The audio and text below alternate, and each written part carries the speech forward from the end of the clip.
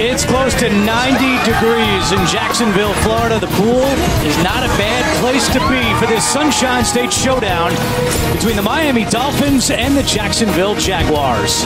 Hi, everyone. Welcome to Week 2 of the NFL on CBS with Steve Tasker and Steve Berline. I'm Andrew Catalan. Miami doesn't need to apologize for its season-opening win at Washington, but the Dolphins players and coaches told us last night that they know they can play a lot better. And Steve Tasker, that starts with shoring up their run defense. Well, 161 yards on the ground is not what you expect from a defense that brought out the best free agent on the market in Ndamukong Suh. They paid him over $100 million. He told us yesterday, listen, we played poorly in our run defense, and I'm at the center of that run defense. He took a lot of accountability for it, but make no mistake, stopping the run here in Jacksonville is job one for the Dolphins today. Meanwhile, for the Jaguars, they lost their opener last week to Carolina, and the injuries continue to pile up. Jacksonville will be without several key players today, including starting left tackle Luke Joeckel. He's not able to go because of an ankle injury. And Steve Berline, that puts even more pressure on quarterback Blake Bortles. Exactly right, Andrew. All five of those guys, key injuries for Coach Gus Bradley, but none more significant than Luke Joeckel, starting left tackle. This is an offensive line that's already given up a bunch of sacks. Blake Bortles is a guy who's been hit an awful lot in his early young career. Sam Young, Luke Joeckel's replacement, is a guy that has to step up today against a very good defensive front of the Miami Dolphins. Today's game is being broadcast in Spanish, where available using the SAP button on your television. Miami has won the toss, and they will defer. So Jacksonville will start with the football. It is 87 degrees here in Jacksonville. A beautiful day after what was a week full of rain, but it's even warmer down on the field, close to 100 degrees on the field, as Andrew Franks is set to kick it away for the Dolphins. Back deep for the Jaguars, Corey Grant. Has won the last 3 meetings between the Dolphins and the Jags, and we're underway here from Jacksonville. Grant out of his own end zone. And he is tackled at the 17-yard line. That'll bring out Blake Bortles. This is his 16th career game. Last week against Carolina, 1 touchdown, 2 interceptions, but sacked 5 times. And that's been a common theme for Bortles in his young career. Will he get the protection today to have some time, run the football? As we pointed out already, Luke Joeckel is inactive today. And the guy to keep an eye on is left tackle Sam Young, the 6-year pro out of Notre Dame. A lot of pressure facing the edge rushers of the Dolphins, Cameron Wake and Olivier Vernon. On 1st and 10, it's the rookie TJ Yeldon, and he gets to the 20-yard line for a gain of 3 as we take a look at the starting offense for Jacksonville. And as Steve Berline mentioned, Sam Young starts at left tackle today, his 3rd season with the Jaguars, and we just saw him, the rookie TJ Yeldon. TJ Yeldon really been a pleasant surprise. Not really a surprise. 2nd-round draft choice out of Alabama. Had a good, strong first game, rushing for over 50 yards last week in the opener for the Jags. Tough night for Yeldon with his Alabama team losing to Ole Miss. 2nd and 8. Bortles' first pass to Marquise Lee. And he is out of bounds right at the marker for a first down. First catch of the season for Marquise Lee, who was inactive last week. As we look at the Miami defense, Cameron Wake was questionable today, but he's able to go despite a sore hamstring. At linebacker, Kelvin Shepard will rotate snaps in the middle with Zach Vigil. And Miami defensively, Grimes and McCain in the corner, Steve Tasker. Yeah, those 2 guys both have pick 6s on Blake Bortles. Of course, Grimes with the Dolphins, Bryce McCain with the Steelers last year. Yeldon, his 2nd carry, and not much to him. That is a big focal point for Miami today, that run defense. They allowed 161 yards rushing last week in Washington. It was hard to imagine another team in the NFL having as much venom after they won on opening day as the Dolphins did. Very high expectations, and they just didn't feel like they played well. But you and I were talking about this, Steve Berline. It says a lot about a team's potential when they win, when they're not playing their best. Jacksonville has lost 10 straight September games, trying to break the streak here today against Miami. Yeldon trying to get to the outside, not much doing there. The Rashad Jones coming up to make the tackle on T.J. Yeldon, the 36th pick in the NFL draft this year, the highest the Jags have drafted a running back since Fred Taylor back in 1998, won a title with Alabama, and last week had 12 carries for 51 yards. 3rd down and 7 for Jacksonville. They were 3 of 12 on 3rd downs a week ago. Bortles, incomplete, but there's a flag down. And it could be offsides against Miami. John Parry is our referee today. Yeah, it's going to be Vernon off the top of the screen, right side of the Miami defense. Defense, number 93, 5-yard penalty, replay, 3rd down. Well, they called it on Ndamukong Suh, but I think you see that it was off the edge. I think it was number 50, Olivier Vernon, that jumped the gun off the outside. You see top of the screen. There he goes jumping. That's Vernon. That was an easy call, and it's interesting after that, there was also, it looked to me like a pass interference down the field, and the play was already actually trying to be blown dead before that penalty happened. So 3rd and 7 turns into 3rd and 2. Just underway here in the first quarter. Bortles to Hearns. He's got the 1st down and more. Allen Hearns into Miami territory for a gain of 16.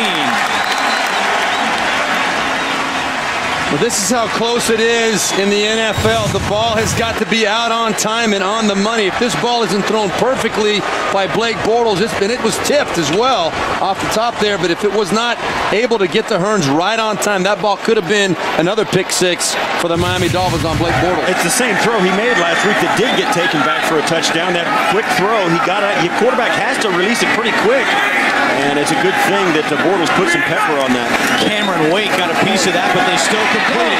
Bortles with Todd, looking deep for Robinson, and the catch is made at the 11-yard line by Allen Robinson. A gain of 36. Well, Bortles was affected by the pass rush, was not able to get the ball out in front of Robinson like he wanted to, but I think it was actually a blessing, because this ball, if it had been thrown out in front, you can see the safety coming over the top. That was going to be Walt Aikens. He would have made a play on that ball, but Allen Robinson did a great job. You see the pressure coming on Bortles. Robinson really did a great job of high pointing that ball and bringing it down for a big play. Bortles has started 3 for 3. It's 1st and 10 from the 11. Yeldon trying to get to the outside, at the 5, and the tackle is made by Michael Thomas.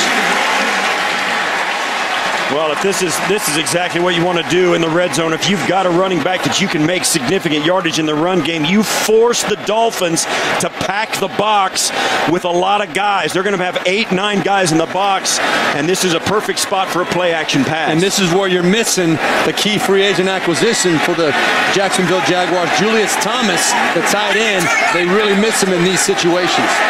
Still out with a hand injury. 2nd and 4.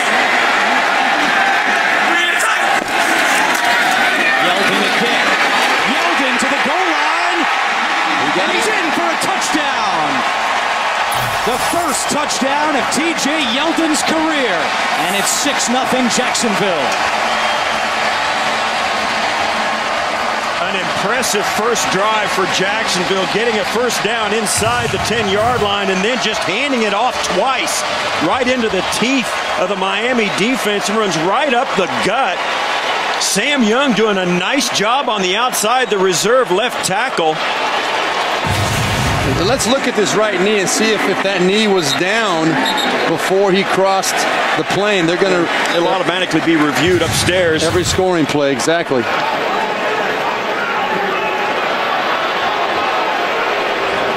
Yeah, that's going to come up a hair short, perhaps, if they can piece that together. We'll see if the ball was across the plane when his knee hit.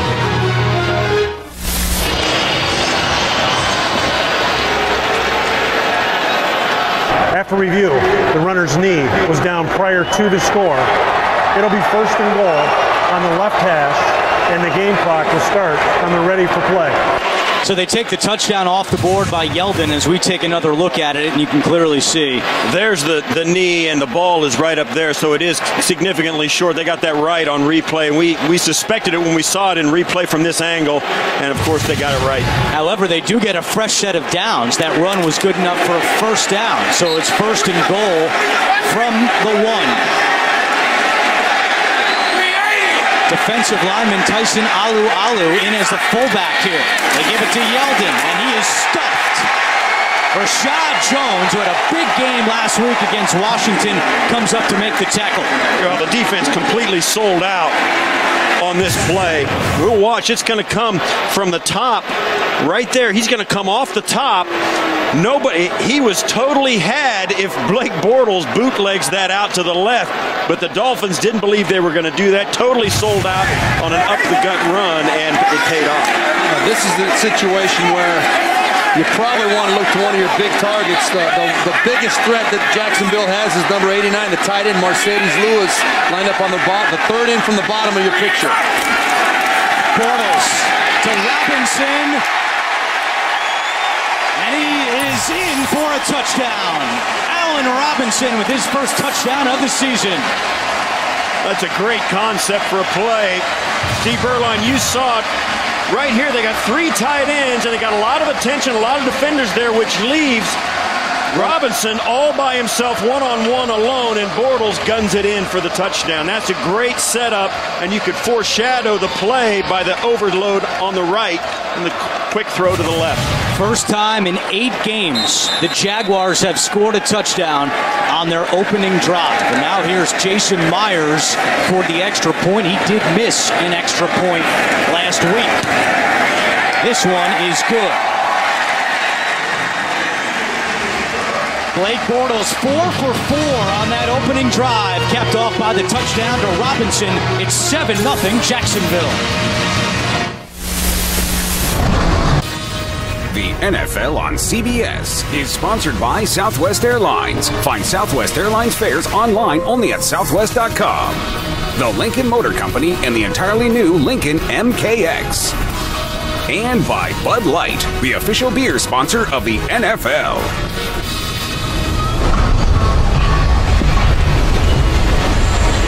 Back in Jacksonville, good start for the Jaguars. They march right down the field and score on their opening drive to take a 7-0 lead. Jason Myers to kick it away.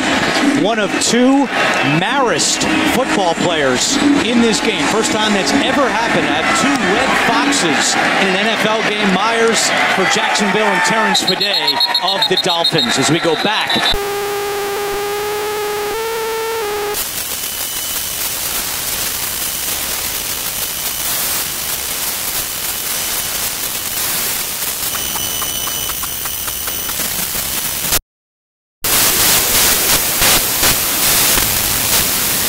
Get over the top to help.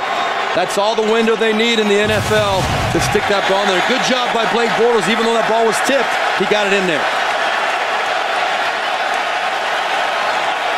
So the first drive for the Dolphins will start at the 20. First and 10 for Ryan Tannehill. Out of the shotgun. Looks to throw on first down. Deep down the middle. It's tipped and caught. Matthews is brought down inside Jacksonville territory. Off the deflection, a gain of 48. You know, watch, this is going to be very good coverage right there by Sergio Brown. He gets a piece of it, and he can't believe that ball got completed over the top. Tannehill hits the nice throw down the seam, but Sergio Brown gets up and gets a piece of it, and actually probably helped him to keep his stride going down the football field. What a lucky play for the Dolphins on a good throw from Tannehill. Longest play of the season so far for Miami. That pass is caught by Kenny Stills for a short gain. We take a look at the Miami starting offense led by Ryan Tannehill, now in his 4th year out of Texas A&M, coming off career highs last year in touchdowns with 27. And there you look at his numbers from last week. And we met with Ryan Tannehill and Joe Philbin last night, and their keys for the game was to get off to a good start. Remember, they fell behind 10-0 last week at Washington. Let's see if they can answer here against Jacksonville. Lamar Miller with his first carry, and he is wrestled down. Tyson Alu getting back there for Jacksonville as we look at the Miami starting offensive line, anchored by Mike Pouncey at center, now in his 5th year out of Florida. And Jarvis Landry off to a great start, had that big punt return touchdown last week. And that was the deciding factor, in the ball game for Jarvis Landry. Returned that touchdown, like you said, Andrew, 65 yards. That was the difference in the ball game. 3rd down and 8.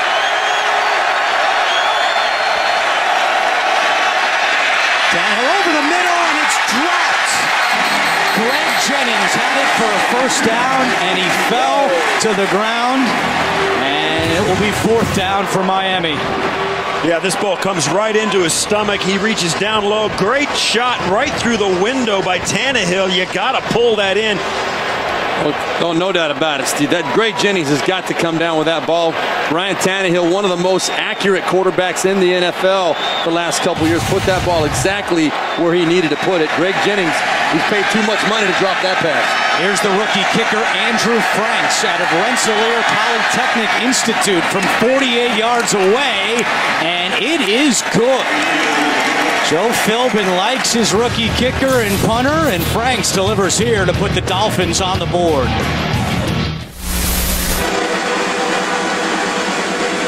Never miss a moment of football action with the CBS Sports app. Every play, every story, and every highlight right as they happen.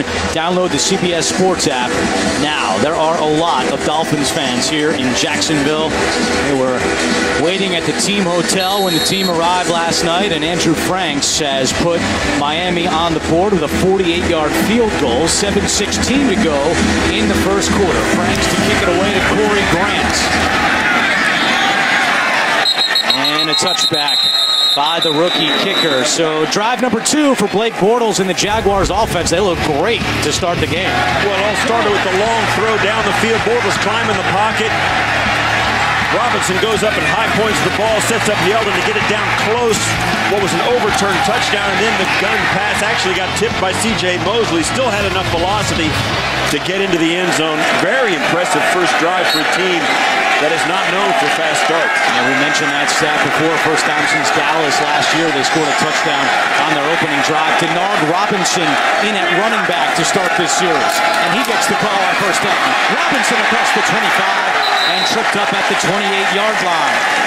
Koa Nisi came over to make the stop after a gain of 9. Well, we talked in the open about the fact that Miami had very little success stopping the running game of the Dolphins, of the Redskins last week, but here today again, maybe the early part of the game, the first drive, the Dolphins defense was standing up playing a very aggressive form of football, but the later part of that first drive and right here to start the second drive, it looks like Jacksonville feels pretty good about running that football straight at him. Robinson shaken up a little bit. He's on the sideline. Yeldon back in the ball game, and Yeldon is spun for a loss. Nisi again getting in the backfield. Jelani Jenkins also on the tackle. It'll be 3rd down. Yeah, you'll see they're starting to bring some people right. Yeah, this is the safety right there. Aikens coming right off the edge, and that's a way to stop the run. If you're going to come off the edge with some defensive backs, you're going to be able to stop the run once in a while, but it leaves you vulnerable in the back end. But you know what? That's exactly right, Steve, because when you start committing more guys to stop the run because you don't feel like you can stop them, you give an opportunity in the passing game. That's what Blake Bortles and company are going to have to do. 3rd down and 1. Once again, the defensive lineman Alu in at fullback. It's a play action. Bortles to the fullback. Alu's got a 1st down, and he's also got his first career catch. That's a big moment. It's like high school days. Hey, go playing both ways. We saw Alu make a block and a tackle. There he is right there. He's just going to go straight to the flat. A great creative play by new offensive coordinator Greg Olsen. Did you see the agility? Oh, nice. The big man to avoid the contact. Coming out to the flat. Super play. He knows what a swim move looks like from rushing the passer, and he used it right there to get past a defender. So the Jaguars get creative, and they pick up the 1st down. Bortles now taking a deep shot, looking down the sideline, and that pass is caught. Allen Robinson again. There is a flag back at the line of scrimmage. And this is going to go against the Dolphins. face defense. Number 78. Penalties decline. Resulting play, first down. 54-yard gain for Allen Robinson. Well, Robinson is the guy. When Gus Bradley talks about him, when Blake Bortles talks about him, it doesn't even look like he's expecting the ball there right away, but he's the guy that they've kind of tapped as their big play guy to this point in his young career. Second year in the league. He's a guy that obviously knows how to get up after the football and high point it.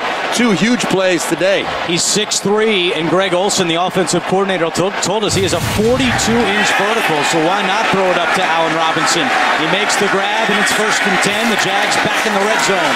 Yeldon high-stepping his way to the 10. You know, we spoke to Gus Bradley on Friday. He told us as well, Allen Robinson's a guy we expect to have a breakout season. I mean, and we see it sometimes where a guy will have a great rookie season and then take a step backward, but a lot of times it works the other way. A guy kind of feels his way through his first year, and then after he's been around the block once, you feel comfortable in the offense. They know more of what he is, and they start giving him opportunities early. Look for Gus Bradley to do that a lot more with Allen Robinson. Bortles has started 6 for 6. Make it 7 for 7 to Rashad Green. And he is wrapped up by Brent Grimes. Very well read by the Dolphins defense right there. Good reaction to the quick screen on the outside, and there's Ndamukong Suh. When he sat down with us yesterday, you could see the frustration and the accountability factor very high on him for the performance last week of this defensive front. He said, we are better than this. I am better than this. Need to play a lot better. Big play here for the Miami defense. It's 3rd and 2.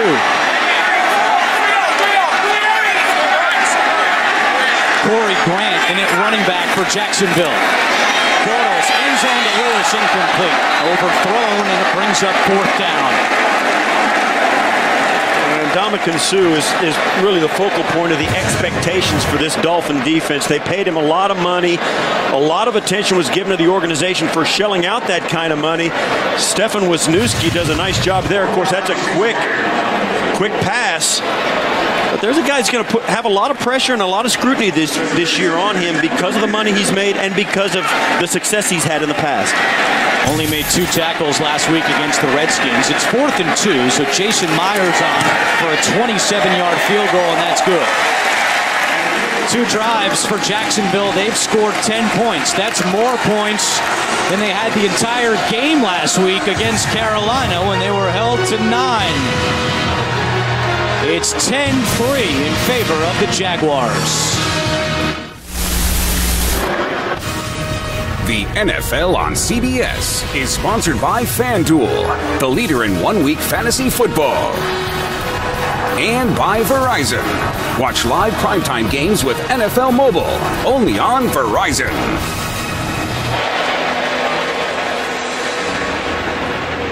Last week, the Jaguars had 12 drives on offense. They only scored twice. Today, 2 drives, 2 scores. The last one, a 27-yard field goal by Jason Myers, who kicks this one away to one of the newest Dolphins, Raheem Mostert. And just signed off the Eagles practice squad. Mostert will take this one out across the 20. Still going up to the 24-yard line. That is where Ryan Tannehill and the Dolphins offense will come back out. They trail 10-3.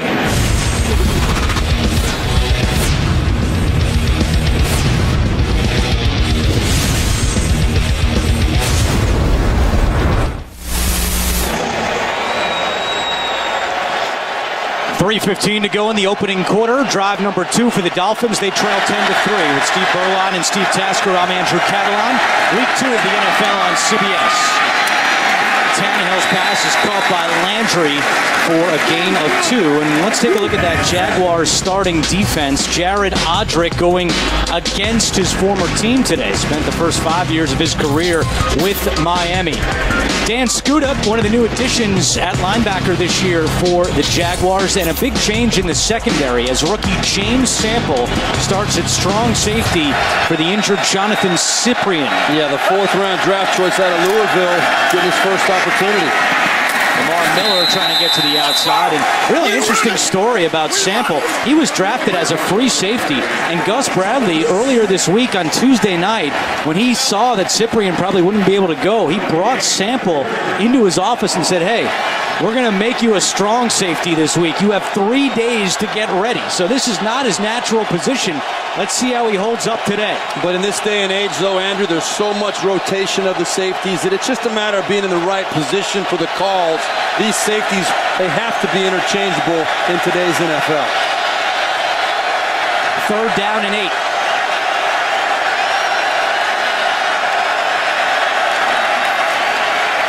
Tannehill with time.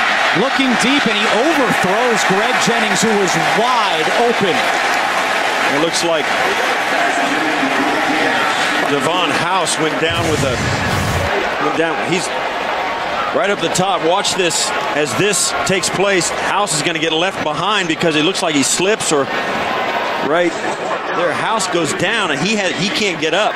But there's no excuse, though. Last week, we saw Ryan Tannehill miss a couple of open receivers, wide open. He's a very accurate passer, but down the field, his accuracy and success rate very low. That is a pass, even under a little bit of pressure. He's got to complete that ball. Rashad Green fields the punt at the 21-yard line. He's out of bounds at the 29. Your weekend starts with Kirk Cousins and the Redskins in a rumble among rivals with Eli Manning and the Giants. It's all here on Thursday Night Football on CBS and NFL Network. And already today, Washington with a big win over St. Louis, while the Giants lost at home to the Falcons to fall to 0-2. As you see a closer look at that matchup Thursday night at MetLife Stadium. You talk about going down the field. Blake Bortles has been able to do that. One of the problems with these quarterbacks, even if they are an accurate passer like Tannehill, you got to release the football so early. The receiver has to be on the same page as the quarterback. On that last play, there's no way that they were on the same page. Tannehill threw that way deep. There wasn't even close. Marquise Lee to the 30. Marquise Lee across the 35, and he's got a first down. Marquise Lee practiced Wednesday for the first time in 6 weeks. He's been sidelined by a right hamstring injury the entire summer. Finally got him back in the mix, and Greg Olsen, the offensive coordinator, told us to expect about 12 to 15 plays today for Marquise Lee. And Greg Olsen also told us, he said, I really don't know what this guy can do. He's only been on the field 4 or 5 times since Greg Olsen got the job last spring. So he's a guy that needs to get the reps in this offense. They're excited that he's back, at least for a little bit today. Also missed all of OTAs and minicamp with a knee injury. 1st and 10, Yeldon does a great job of waiting for his blocks to set up. Meanwhile, Denard Robinson, questionable to return. He's got a knee injury. Let's look at what Ndamukong Suh has done so far today. Number 93 right there. Not much of a factor yet, and what's surprising is that Jacksonville is not, at this point at least, they're not respecting him enough to put a double team on him. It's one-on-one pretty much, pass blocking and run blocking. That's the kind of thing that Ndamukong Suh normally is licking his chops about.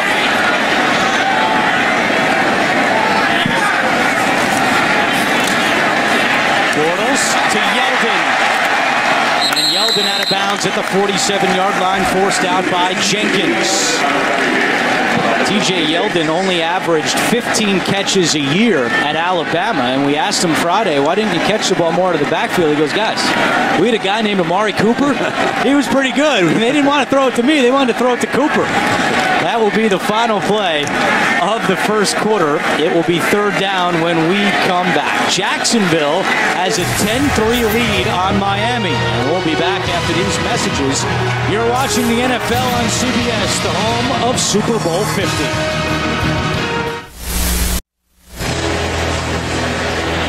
Tuesday, it's a matchup you don't want to miss. Stephen Colbert goes one-on-one with Donald Trump this Tuesday on The Late Show with Stephen Colbert. Start of the second quarter here in Jacksonville. Jaguars have a 10-3 lead, but they're faced with 3rd and 3 to open up this second quarter. Jacksonville 2 for 3 on 3rd down so far.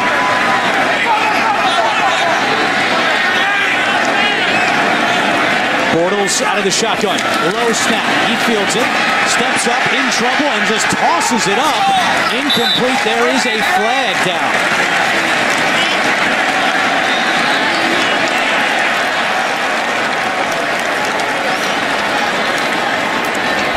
Holding, offense, number 61. 10-yard penalty, replay, correction. Penalties decline, 4th down. Yeah, Miami will decline that because of the incompletion, so it'll force the Jaguars to punt after the holding on Wisniewski. Miami got some good pressure early right there. You see coming up the gut. There was a lot of pressure across the board. Earl Mitchell, Koamisi coming there. Blake Bortles wanted to get that ball out quick to the right side to Allen Robinson, but could not deliver it before the pressure got to him. So Brian Anger will punt for the first time today for Jacksonville, and Jarvis Landry is back deep for the Dolphins. This is not a good punt by Anger. High kick, bounces at the 22, and Landry stays away from it. Replay every game of the 2015 season on demand with NFL Game Pass. Go to NFL.com/Game Pass to start your free trial. You think about how this game has gone early for the Dolphins. Their first drive was killed by a drop. And there's, you see, Jacksonville's got 8 first down. Miami only has 7 plays. That's how lopsided the time of possession is. That was a big issue last week in the Redskins game in the first half as well. The Dolphins did not have many plays, only a little over 54 plays on the game. They'll run it on first with Lamar Miller. And he pushes the pile up to the 24-yard line. Well, we spoke to Joe Philbin yesterday. He said that's one of the key things about our team. We've got to start getting off to better starts. They didn't do it last week. And the last time they played Jacksonville jumped out to a major lead then as well. We did that game last year. That's right, and his team has struggled with that. And I think that if there's a personality trait that the team has under Joe Philbin, inconsistency has to be a part of that profile.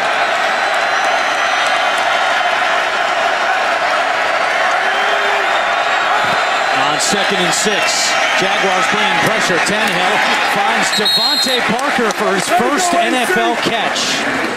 Only played 1 snap last week. The rookie out of Louisville, still recovering from foot surgery in the spring, but Joe Philbin told us he had his best week of practice this week. Ryan Tannehill right there, looking pressure right in the eye. Telvin Smith and Paul Postlesny coming. Ryan Tannehill under pressure last year was the 5th-ranked quarterback in the NFL as far as ranking is concerned. There you see Devontae Parker, rookie they have high hopes for. Last week he only played 1 snap against the Redskins. We were told he'd be a big part of the plan today. 3rd down and 3. Tannehill's pass is caught. What a grab by Landry. He's becoming his go-to guy, and the gain of 18 gives Miami a first down. Well, this is why you're successful, and this is also why you're not successful. Landry makes the play. I mean, this is a play. They had drops last week. They had all kinds of problems one-handing it. Working, his best buddy is Odell Beckham Jr. Those two have a thing going with one-handed grabs, and that was a beauty. Injured Dolphin is Brandon Albert, the training staff out to attend to Miami's left tackle. Tonight, Week 2 continues with Sunday Night Football on NBC, and tomorrow with Monday Night Football on ESPN. Then Week 3 kicks off with Thursday Night Football on CBS and NFL Network. Brandon Albert on the Miami sideline. He had an ACL and MCL tear last year. Only played 9 games, was working his way back in, but they're looking at his right hand right now. So coming into play left tackle is Jason Fox for Miami, number 74. Following the catch, it's 1st and 10 for the Dolphins. Tannehill keeps it. He can run it. Puts it down across midfield and out of bounds at the Jacksonville 47-yard line. A gain of 8 for Ryan Tannehill. Yeah, and that's pretty crucial with Brandon Albert out of the game. The Miami Dolphins deactivated Billy Turner and Jeff Linkenbach today. They only got 7 healthy linemen, now 6, with Fox in the game. McClendon is the only other offensive lineman they've got to go in. So it's a roll of the dice that every team makes every game. They've got to pick the guys they think are going to help them win the game if everybody stays healthy. But injuries could really throw a wrench into what the Dolphins are going to do offensively. They're also without their second tight end, Deion Sims, who's out today with a concussion. Tannehill wanted to go deep, nobody home. Alualu chases, and the pass is incomplete. Good pressure by Tyson Alualu of the Jaguars. Well, Tannehill, we saw him looking down the field, wanted to take a shot on the double move there. It wasn't going to be there anyway.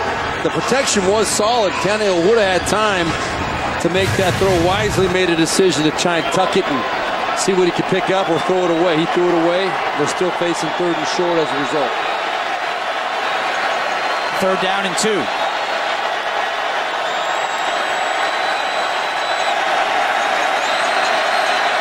Landry goes behind Tannehill. Tannehill over the middle, and it's caught by his tight end. Jordan Cameron with the first down grab. A gain of 17 for the Dolphins, and they're on the move here early in the second quarter. Well, Jordan Cameron, a big free agent acquisition this offseason. 4 catches for 73 yards last week. Very, very talented tight end. I think a great move to bring him into the fold by the Dolphins. A difference maker. Very well-designed play, throw and catch to pick up another first down. Miami now 2 for 2 on this drive, converting 3rd downs. They've moved the ball down to the Jacksonville 29-yard line. Tannehill wants to keep it in the air. He's hit by his former teammate Odrick, but still is able to complete the pass on the left side. Odrick was coming. Damian Williams, though, was able to pick up a couple. Yeah, you're going to see coming off the end, Odrick comes in right around the left tackle, and this is where we saw the injury coming right here. And you see the big guy, it just gets caught flat-footed. He just can't hang in there. Brandon Albert, you don't know how bad he's hurt, but he's back in the game, and obviously he's not 100% right there. Yeah, you don't want your quarterback taking too many shots like that with a full head of steam. Williams. He gets across the 25-yard line. There'll be another 3rd and short for Miami. They've already had 2 of them on this drive. Now you go back to that. Odrick would be one guy who knows how to rush. Brandon Albert, Odrick, a 1st-round draft pick of the Miami Dolphins, was there for the first 4 years, as you said. And you know, he knows these guys pretty darn well. And if there's anybody who has some subtle moves and knows where to strike, it would be Odrick against this offensive line, and he got it done on that last play. He said he told some of his teammates about the tendencies of Miami's offensive linemen to help them out for the game today. Obviously, he practiced against them for 5 years. On 3rd down, Tannehill pump fakes hit. Ball comes out. It's loose on the ground. Lusney has it, but they're saying it's an incomplete pass. Yeah, that's the right call. Tannehill was definitely trying to throw that football, and it spiked into the ground as he got hit from behind. If his hand comes forward at all with the ball in it, it's a pass. Yeah, no doubt about that one. Ryan Davis with a big hit on Tannehill, who took a couple of pops on this drive. Now they'll look at this because it's a turnover. It'll be automatically reviewed, of course. No, it's not a turnover. Oh, it's not. Oh, that's right. Correct. So it's 4th down. Yeah, that's right. Yeah, if Gus Bradley doesn't challenge, and it's and it shouldn't challenge that. That's a pretty easy call. A 42-yarder for Andrew Franks. Kick is on the way, and it's good. And Andrew Franks has made the first 3 field goal attempts of his career, 2 today, and it's 10-6 Jaguars. The NFL on CBS is sponsored by Hyundai, an official sponsor of the NFL. State Farm. Find your agent at statefarm.com. And by Just for Men Mustache and Beard, your best beard ever.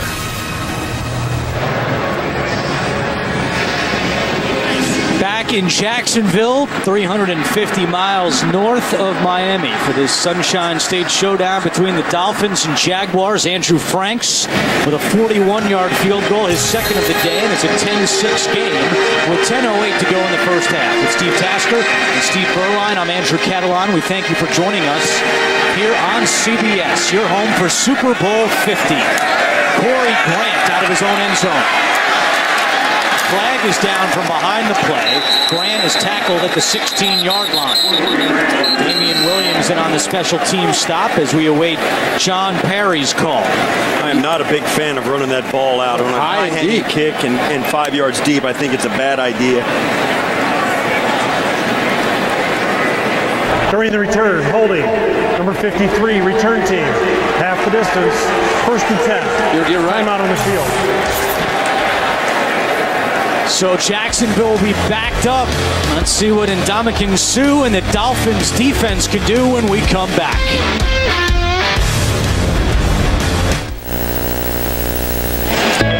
Back in Jacksonville, Gus Bradley and his wife Michaela host Hope to Dream Sleepover every year. It's for underprivileged kids. They're invited to Everbank Field for movie night and a sleepover in a bed from a local furniture store. The neat part is that the kids don't know until they arrive that the bed they sleep on that night will be delivered to their home the next day. For them to keep Gus Bradley having such a big part of this Jacksonville community. His team backed up to start this drive. 1st and 10. Bortles to Allen Robinson. Immediately tackled by Brent Grimes after a gain of 8. Steve Tasker, we were talking about during the break. It's the little things. That decision to make it, to return the kick out of the end zone. Elaborate for a second on that. Well, you get nothing by bringing it out. It's tough to get it out past the 20. The kick was a high-hanging thing. Plus, you give your team a chance to get a holding penalty. So you not only get just to the 16-yard line, then it's half the distance, and it puts your team in a hole. You want to get positive results on every special teams play. At least get to a push. Big mistake to bring that kick on. Yeldon is tackled for a loss. Jelani Jenkins comes up to make the tackle. You see how big a thing little things make, a big effect little things have. You see here Jenkins just knifing through, coming up. That, every play down in your own end is huge. The first play was a pretty good play for the Jacksonville Jaguars, brings up a 2nd and 5, but Jenkins knifing through, all of a sudden they're backed up, and they're going to end up, if they don't pick up this first down in their own end, they give the Dolphins good field position. It's just a huge mistake to start a drive. 3rd down and 5. Play clock at 3. Bortles feeling the pressure. Steps up. He's going to keep it. And he's got the 1st down and more. Blake Bortles still going. Out of bounds at the 40-yard line. A gain of 26. Well, you're going to see Blake Bortles here. By the way, the number 4 rushing quarterback in the NFL going back to the beginning of last year. But look at what he sees in front of him is nothing but green grass out here. He's a guy that is not afraid to tuck it and go. Obviously, picks up a nice gain, getting them out of the hole. That's a huge play for the Jacksonville Jaguars offense. Last year, he averaged 7.5 yards per carry. That led all quarterbacks. Big one there, all the way up to the 41-yard line. Grant on the carry as Denard Robinson is still on the sideline. We told you earlier he went out with a knee injury, so now Corey Grant is the backup with Robinson out. There is Denard Robinson. He only had 1 carry, but injured his knee on that play. He's questionable to return. Guys, last week, the Jaguars did not complete any passes to the tight ends. And again today, the tight ends without a catch. We'll see if they get him going here on this drive. 2nd and 9. It's the tight end, Harbor, in motion. They'll keep it on the ground with Yeldon and Rashad Jones again getting in the backfield. Derek Shelby also contributing to that tackle. It's 3rd down. Well, Rashad Jones was a real factor last week in the Washington game, and he continues to be this week. And this is the part of the thing we spoke about earlier. They're bringing safeties up to stop the run. Jones and Akins coming off the edges are getting in the backfield. Now, for the first time on this series, the Dolphins are starting to do a nice job in the run game of stuffing the middle, because both the Skins and now today the Jaguars are running between the tackles for their success, and that you just can't have that. 6 tackles already for Jones. It's 3rd down and 9 for Jacksonville. Bortles, and there's the flag. Jenkins was covering the tight end, Harbor. They got tripped up, and the flag comes in. It'll be pass interference against Jelani Jenkins. Be interesting to see who this may have been down the field in the secondary as well, but it looked like obviously there was Jenkins. Now, Jenkins was trying to let up. Yeah. Illegal contact, defense, number 22, 5-yard penalty, automatic. You're coach, Steve Tasker, is Jamar Taylor further back in the secondary. That got called for the illegal contact. And here's that play with Marquise Lee. You can do it within 5 yards, but after that, it's a penalty. Yeah, it wasn't Jenkins down covering the tight end. It was Taylor, and right at the top of the route, you saw him lean in on the receiver and affect his route, and that's what the penalty was. So an automatic first down for Jacksonville. Penalty bails him out. 6:40 to go in the first half. It's Grant with some room. Check it, Bernard Pierce on the carry. Another flag is down. First carry today for Bernard Pierce. First carry of the season for Bernard Pierce. Let's see if it stands. Holding. Offense for 61. 10-yard penalty. Replay. First down. Second holding call today on the center Wisniewski. Well, if Ndamukong Suh isn't making tackles, he's drawn holding penalties from Stefan Wisniewski. Yeah, you're going to see right there, shooting the gap, Suh right there. Wisniewski up on the second level is where the holding call was right there. You see Ndamukong Suh was cut at the line of scrimmage, and the holding was up on the linebacker on the second level. No doubt about it, Stefan Wisniewski made a nice tackle. He got called for it.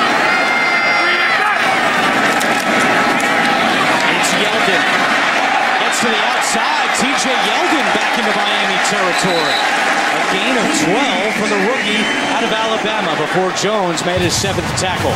Well, this is what we saw him in college do. He gets into a tight spot, and he just seems to always find the path of least resistance when he's in traffic. He never seems to make a mistake with the ball in his hands.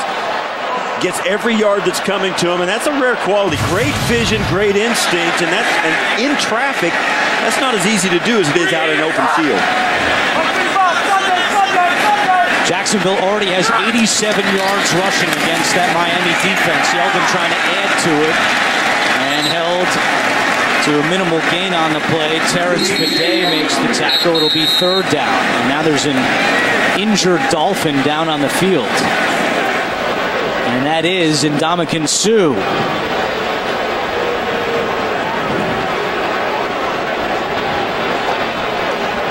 Miami training staff out on the field. We'll step aside and come back to Jacksonville right after this. NFL on CBS is sponsored by FedEx. Solutions that matter. And by Under Armour. Rule yourself. I will.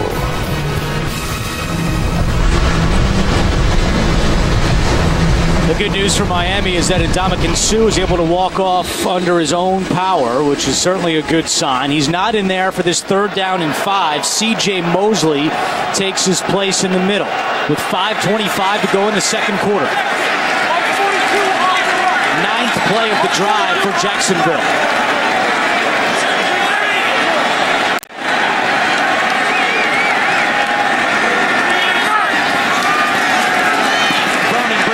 Bortles steps up, looking deep, wide open, Robinson, he's got it, touchdown Jaguars!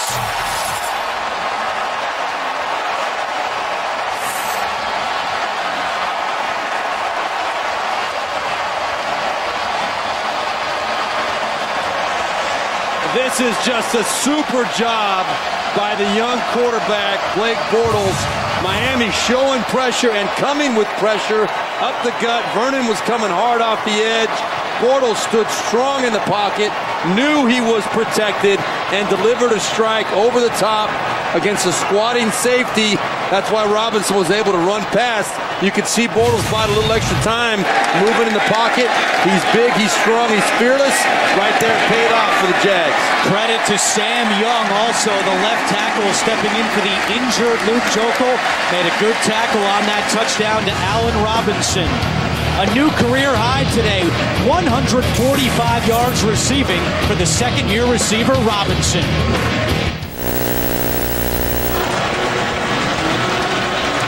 Allen Robinson had 2 touchdowns all of last year. He has 2 touchdowns in the first half today against the Dolphins. 17-6 in favor of the Jaguars, and Ndamukong Suh was not on the field for that last play because of this, the play before.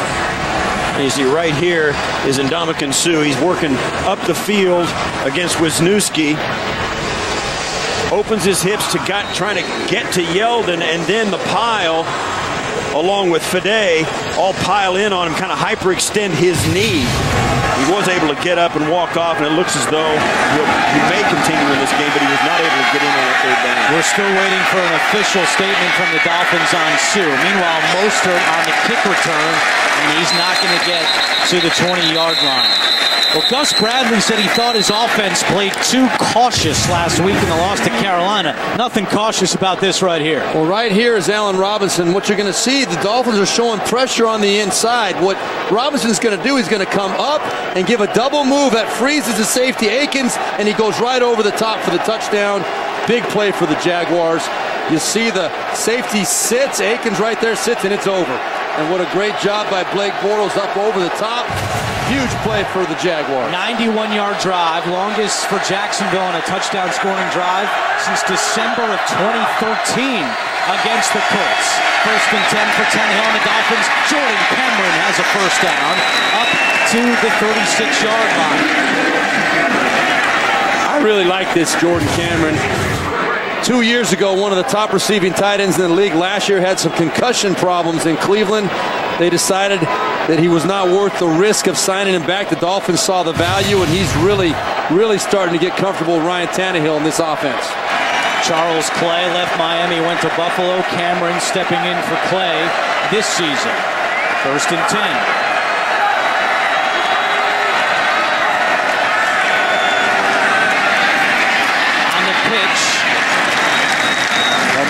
Miller, and gets across the 40-yard line. It'll be 2nd down. Approaching 4 minutes to go in the first half.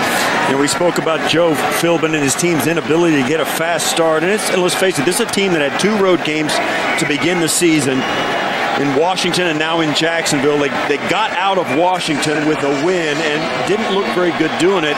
Once again, they're in that boat here in Jacksonville. They need some players to make plays to pick their team up and give them a chance to get in this game mentally. Lamar Miller out of the backfield makes the catch and forced out of bounds just short of midfield by Dan Skuta. You know, we spoke about the inconsistencies that we've seen in the Dolphins under Joe Philbin. I mean, sometimes they look like the 72 Dolphins. Sometimes they look like the 08 Lions.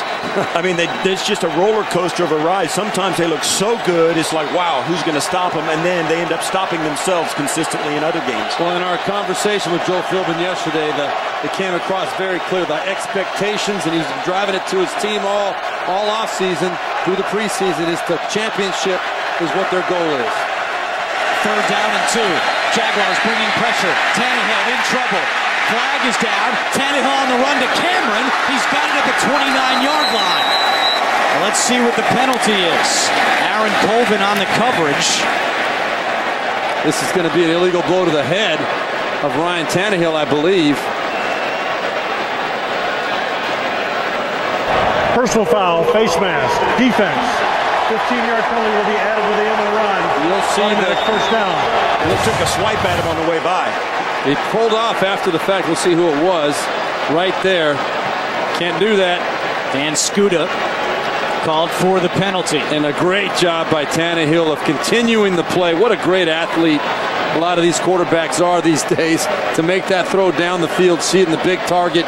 Cameron going up for a nice catch at a big gain, plus the 15-yard personal foul at the end of it. Yeah, a quarterback that can do what Tannehill just did is just so valuable, so valuable. Great accurate throw after extending the play. Really puts pressure on the defense, and Jacksonville just couldn't hold up under it. 26-yard gain for Cameron. 1st and 10 for the Dolphins at the 15-yard line. Lamar Miller running left side at the 10. Miller spun down at the 8-yard line. Telvin Smith makes the tackle with 2.5 minutes to go, and each team has all 3 timeouts remaining. That was a really well-executed run play by the Dolphins there. Pouncey, the center, actually got out in front of Miller. Miller, very patient, set up the cutback. Nice, solid 7-yard gain. It looks like the Dolphins will just let the time run down to the 2-minute warning.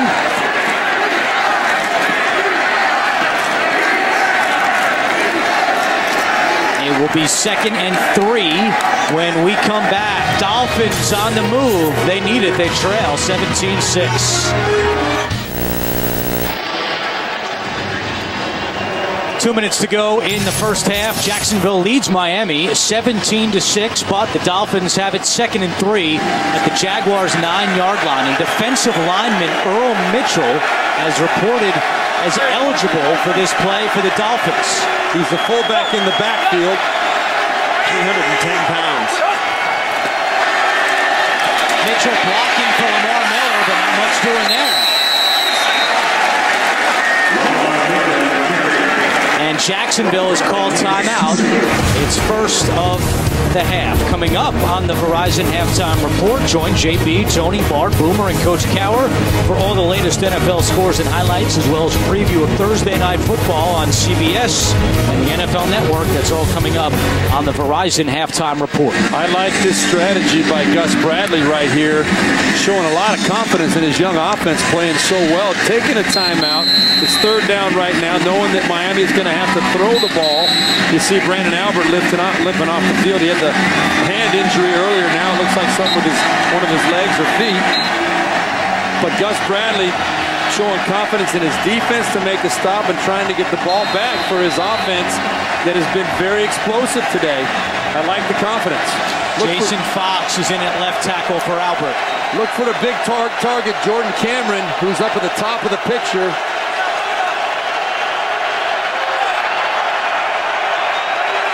Tannehill out of the gun on 3rd and 5.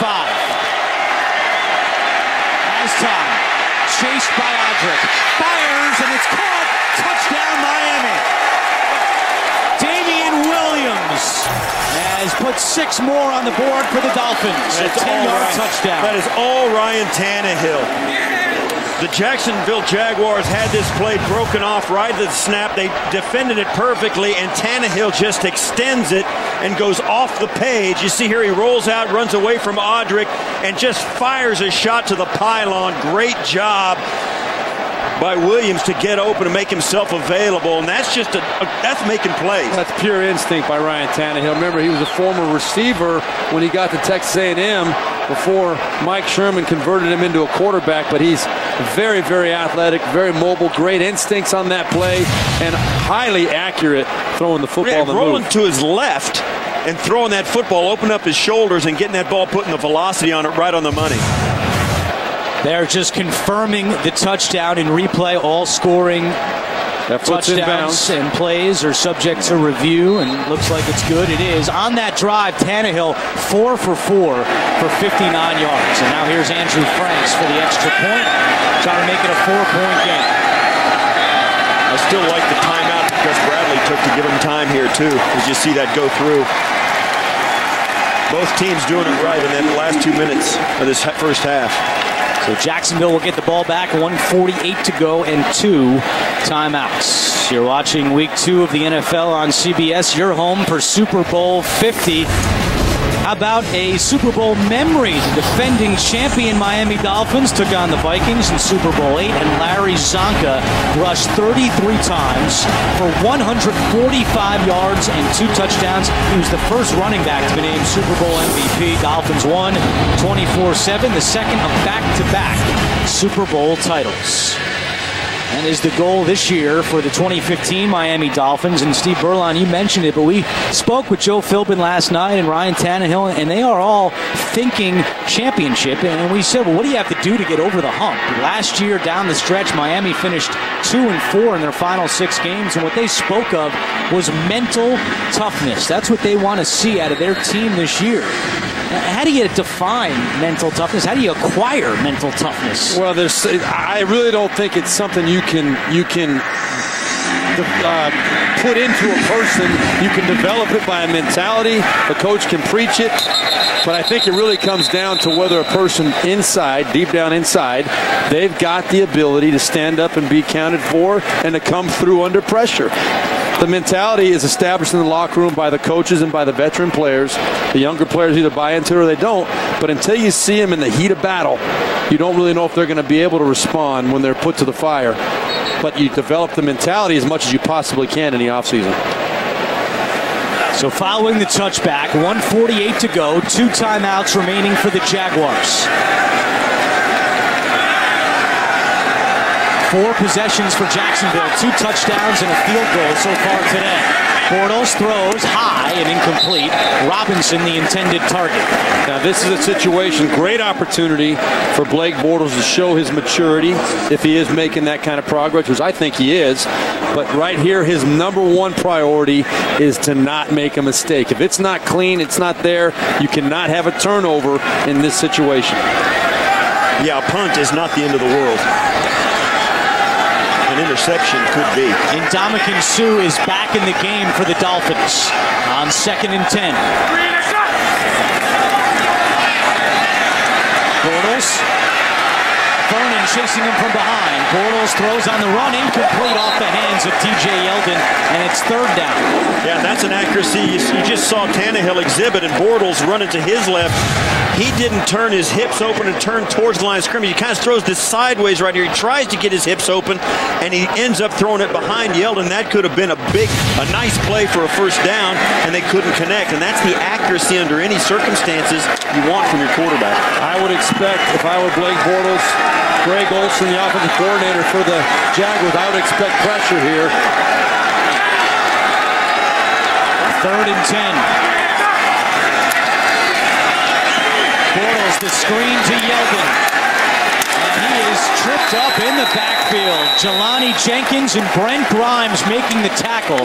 So Jacksonville goes 3 and out, and Miami is not forced to use any of their timeouts. So they'll get the ball back with all 3 timeouts. That's a mistake by Yeldon, not staying in bounds and keeping the clock running.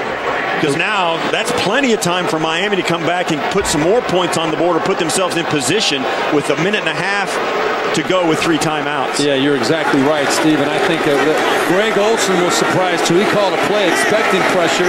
That screen pass, a good job by the Miami Dolphins coordinator, Kevin Coyle, setting back in the zone defense and making a play.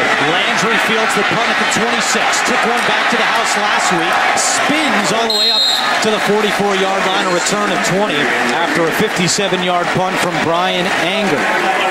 Coming up on the Verizon Halftime Report, JB, Tony Clark, Boomer, and Coach Cower have all the latest NFL scores and highlights, and they'll also preview the Thursday night football game between the Giants and Redskins, which you can see on CBS and NFL Network. It's all coming up on the Verizon Halftime Report. So Miami gets the ball back at their own 45-yard line with all 3 timeouts. Meanwhile, Brandon Albert out with a hamstring injury. His return is questionable, so once again, Jason Fox at left tackle. Miller out of the backfield, out of bounds at the 45-yard line. You know, for all we've talked about the Washington game last week and how it was kind of laughable that the Dolphins kind of had to apologize for only winning by a touchdown on the road in week 1, but some of the positive things that came out of that game was their 2-minute drive right before halftime of the game last week that gave them some life there just before halftime, and their 4-minute offense. They're going to get another chance this week with 2 minutes or 1 minute and 11 seconds left and 3 timeouts to do that again. If they can do that, all of a sudden, all the good things that Jacksonville's done go away. 5 straight completions for Tannehill on 2nd and 9 over the middle, caught by Matthews. 1st down, Miami into Jacksonville territory, and now a whistle and a timeout has been called by Miami with 1:02 to go. They still have 2 timeouts remaining.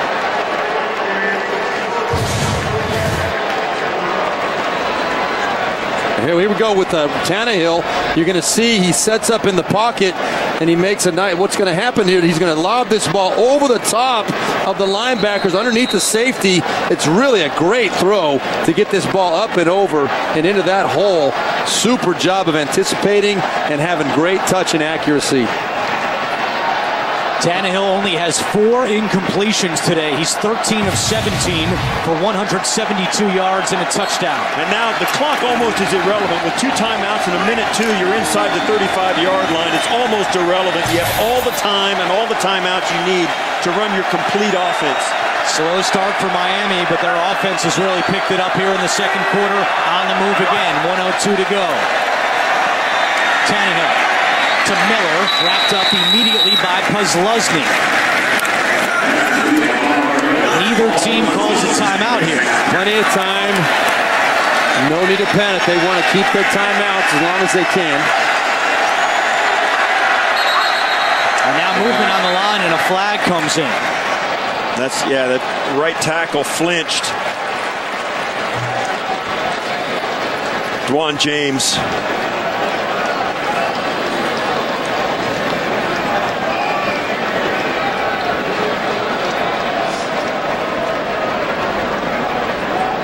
Here's John Perry. The clock was running.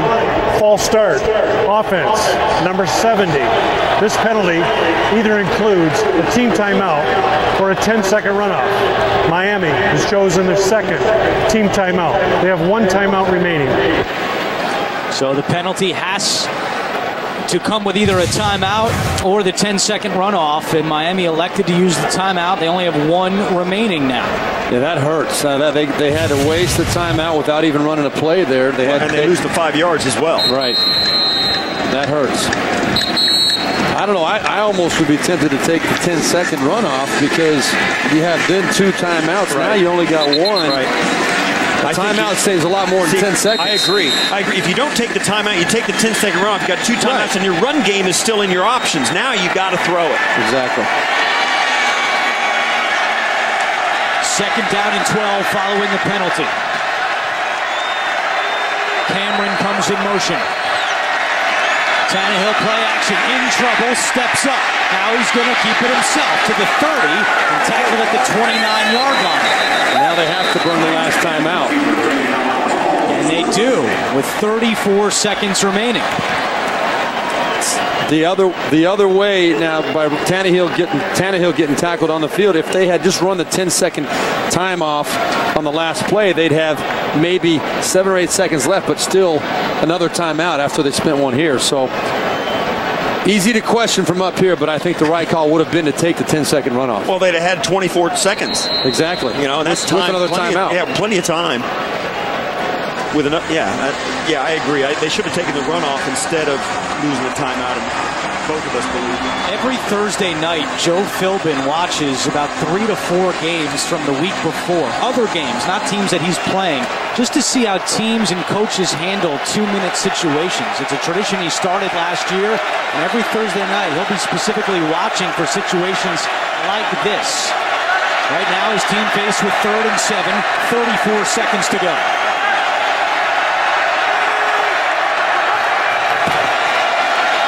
Jaguars may have jumped off sides. This could be a free play. Flag is down. Cameron tackled at the 25-yard line, but it looked like Chris Smith, the second-year man out of Arkansas, came across early.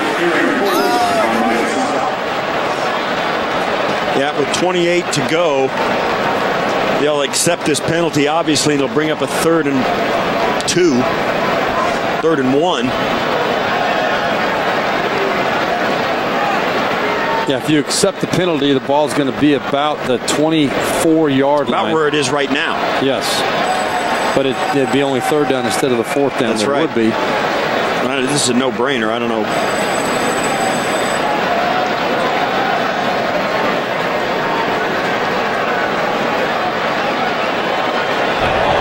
Offside. Defense, number 98. 5-yard penalty. Will replay. 3rd down. So now what will happen?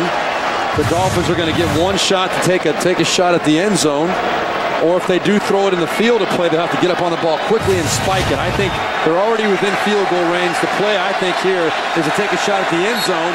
Looks like they might have one-on-one coverage right down here at the bottom. And at the top of the screen, same thing. 3rd down and 2. Odrick coming.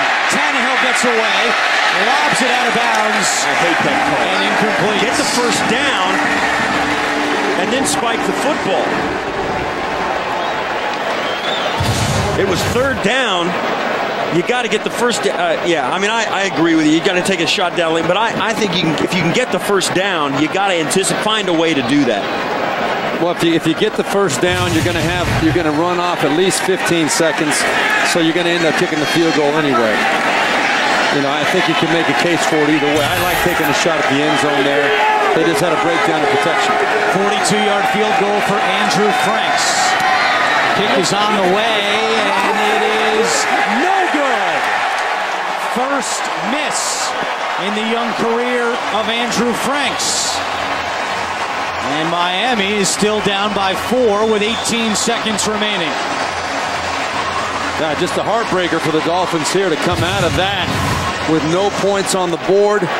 A lot of questionable decisions and developments. No question that ball is left of the upright. First time in a non-replacement season, the Dolphins have a rookie punter and a rookie kicker. And we spoke to Joe Philbin last night, and he said, look, these guys have got big legs. I know that. Have they been tested in a big pressure situation? Not really. So we'll still learn about them as we go, but we liked enough of what we saw over the summer to keep them. That was the first miss for Franks. Now, 18 seconds to go, 2 timeouts for the Jags. And they're going to throw. And Bortles is nearly intercepted. You will see this next play handed off. Brent Grimes had it in his hands and dropped it. That is not what Gus Bradley and Greg Olsen wanted to see right there. This nearly was catastrophic for the Jags because Grimes was going to be able to catch that ball and run a little bit. Well, Blake Bortles looks and doesn't look anywhere else. He's looking at Robinson the entire play from the moment he had the ball in his hands, and Grimes just watched him and broke on the football. He can't stare the guy down. They're going to throw again. Wow. And this pass is caught by Yeldon, trying to get out of bounds. He does. A first down, 42-yard line with 7 seconds to go. You guys a bit surprised they're throwing the ball here? I'm surprised. I like the aggression, and it shows a lot of trust in Bortles, but he almost proved him wrong a moment ago. Now, I think you got to take a shot at the end zone. 7 seconds. You do put a guy on the sidelines, and if Bortles can gun it in there and get him close enough to try a long field goal, but I think that you got to look down the field. You got to get it 20 yards into the sideline if you want a shot at the field goal. With just 7 seconds remaining. Bortles throws out of bounds, incomplete. A late flag comes in from the secondary.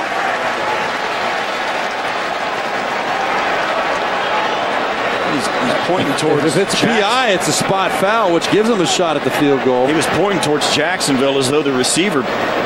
Oh, offensive. Pass interference. Defense. Number 24.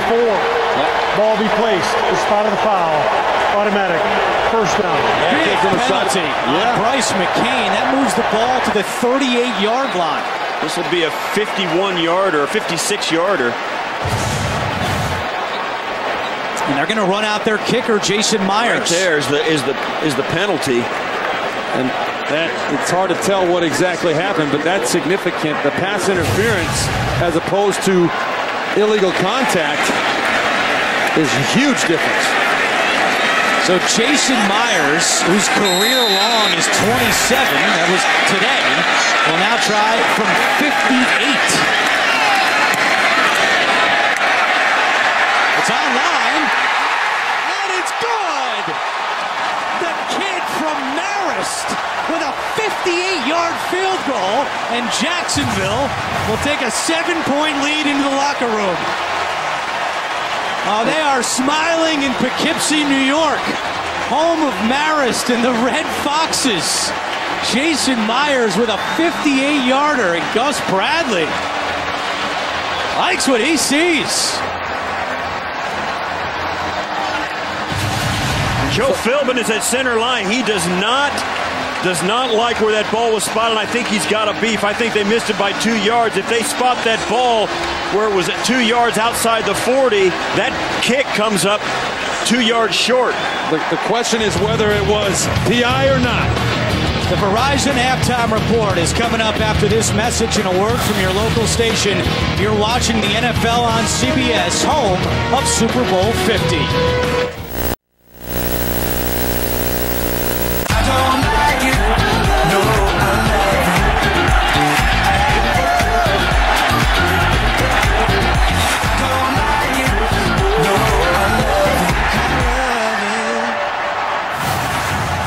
Start of the third quarter in Jacksonville. The Jaguars have a 20-13 lead. Time now for our DirecTV Ultimate Picture Cam. And Blake Bortles hooking up twice in the first half with Allen Robinson, who has a career-high 145 yards receiving. Jaguars lead by 7. Back in the booth with Steve Berline and Steve Tasker. I'm Andrew Catalan. Wild sequence to end that first half. We're going to go back and show you what appeared to be a very generous spot by the refs for Jacksonville, but nonetheless, the field goal counted, and the Jags lead by 7. Can they keep this going in the second half? I've been very impressed with how Blake Bortles has played. On the other side, Ryan Tannehill has kept his team in the ballgame. Both quarterbacks stepping up and making plays in the passing game. Should be a very exciting second half. Miami gets the ball to start the second half. What do you want to see out of their offense, Steve Tasker? Yeah, I think they need to keep depending on Ryan Tannehill. He's by far their best offensive weapon right now. His ability to extend plays and make plays that are off the page, along with Jarvis Landry, I think it gives them an edge in the second half. So Miami will start with the football at the 20. Now, let's go back to that last sequence that closed out the first half. And here's the pass interference call first, with a Miami first down to the 32-yard line. And Joe Philbin, we saw him going off the field to close out the first half. He was right in the ref's face, not happy about the call and the spot. He had a lot to be upset about. Number one, Brent Grimes, 2 plays before that, should have intercepted that pass that hit him right in the chest. And then the penalty, I think, was very questionable. I don't have any idea what they were calling on the play. And then the spot, all 3 of those, I think, were very frustrated. And Joe Philbin, obviously, very upset, and rightfully so. Brandon Albert is officially out with a hamstring injury for the Dolphins. Tannehill deep to Landry, makes the adjustment and the catch into Jacksonville territory. A gain of 36 for Jarvis Landry. And this is what Miami's got to do. Get the ball in the hands of your playmakers. And Landry has got as good a ball skills as any wideout in the league. And we've seen it even here today. The first one-handed catch that he made, and this one on a throw that Tannehill throws in there. And I'm telling you what, this is a great catch as well. Wobbling ball. He spins on a dime, puts both hands on it, and takes the contact. Get off me, man. I just made a catch. Landry's the guy you're looking for. Longest catch of Jarvis Landry's career. The previous long was 25. How about this play? Back to Landry. He's got some room. Flag is down. Landry's still going. Inside the 10, inside the 5, and finally brought down at the 4. But let's see what the penalty is. It's coming back, I think. Holding, offense, number 70. 10-yard penalty, replay, first down. Right tackle, Juwan James. Joe Philbin, for as badly as the first half went, and it wasn't his fault. I mean, his team was playing well. They got coming out after halftime, and the team looks really ready to play. Yeah, just an illegal block in the back. You could see very clearly that Juwan James pushed him from behind. I think that happened before that. Well, that was down the field. I don't know. You can't block a guy in the back down the field. I don't know. The call was holding. You're right. So following the penalty, 1st and 14. Tannehill slides down wisely at the 33-yard line. And I think it's important the Dolphins are doing it to come out and grab this game quickly in the second half. The Dolphins did that last week, and of course they were sparked by Jarvis Landry once again, like they are here with the 69-yard punt return. But this is a team that has notoriously started slow, but now, even in the last part of the first half, and now, even though they got no points off that nice 2-minute drive because of the missed field goal, they have played extremely well in their last few series, and they got to keep that going. Second down and 11. Tannehill fires a bullet, a first down for Miami. Rashard Matthews on the catch. That's his 3rd of the day. It goes for 14 yards. Nice rhythm throw here by Ryan Tannehill. Good pocket, and that ball is threaded, right? Paul Postlesny, number 51, was running into that hook zone on the snap. And because of the timing and accuracy of Tannehill, that is a big play for the Miami Dolphins once again.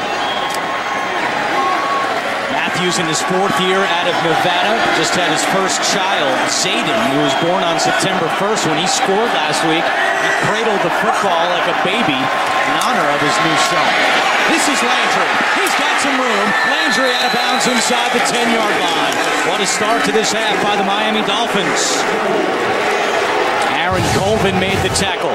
Wow, this Landry kid is something else. I mean, he just has an unbelievable ability to make plays. I thought for sure he was going to be run down there before he got to the edge, but he surprised me, got to the edge in another nice gain. He is very close friends with Odell Beckham Jr. of the Giants. They were teammates at LSU, and Jarvis told us last night that Odell's success has really motivated him. He's trying to match Odell Beckham Jr.'s progress. As Lamar Miller gets it inside the 5. Look at this. We mentioned the last few series for this Miami offense, and look at Tannehill's numbers and how he's thrown it. That's a lot of good things. 9 of 10 for a $137, and you see the 6-1, the X, and that was a throwaway. And that was a throwaway, exactly right. Right before halftime. He has really put it together now here later in this game. 2nd and goal.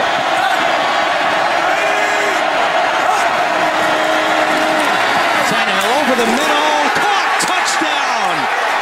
And it's Jake Stoneburner, promoted off the practice squad this week. That's his first career catch, and it goes for a touchdown. Boy, another great throw by Ryan Tannehill. You see him make the quick decision. That ball is threaded right there, and Stoneburner get the opportunity, step up and make a play. You might be around for a while. 2nd-year tight end out of Ohio State. He played 9 games for the Packers in 2013. Did not play last year. He spent part of the year on the Miami practice squad, but with Deion Sims out with a concussion, Stoneburner got promoted off the practice squad this week, and he's got his first NFL catch. Yeah, the guys are letting him have it too. That's a milestone. It's awesome, man. I wonder if he remembered to keep the football. We asked Ryan Tannehill about Stoneburner last night, and he said, yeah, he can make some plays. We saw some stuff this week in practice. He made a play right there, and Miami an extra point away from tying this game. Tannehill on that drive was 5 of 5 for 80 yards. Extra point by Franks is good. What a drive by the Dolphins to start this 2nd half.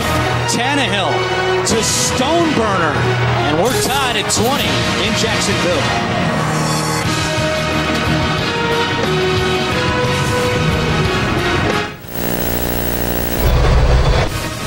The NFL on CBS is sponsored by Southwest Airlines. Find Southwest Airlines fares online only at southwest.com. DirecTV. If you call yourself a sports fan, you gotta get DirecTV. And by Honda, the power of dreams.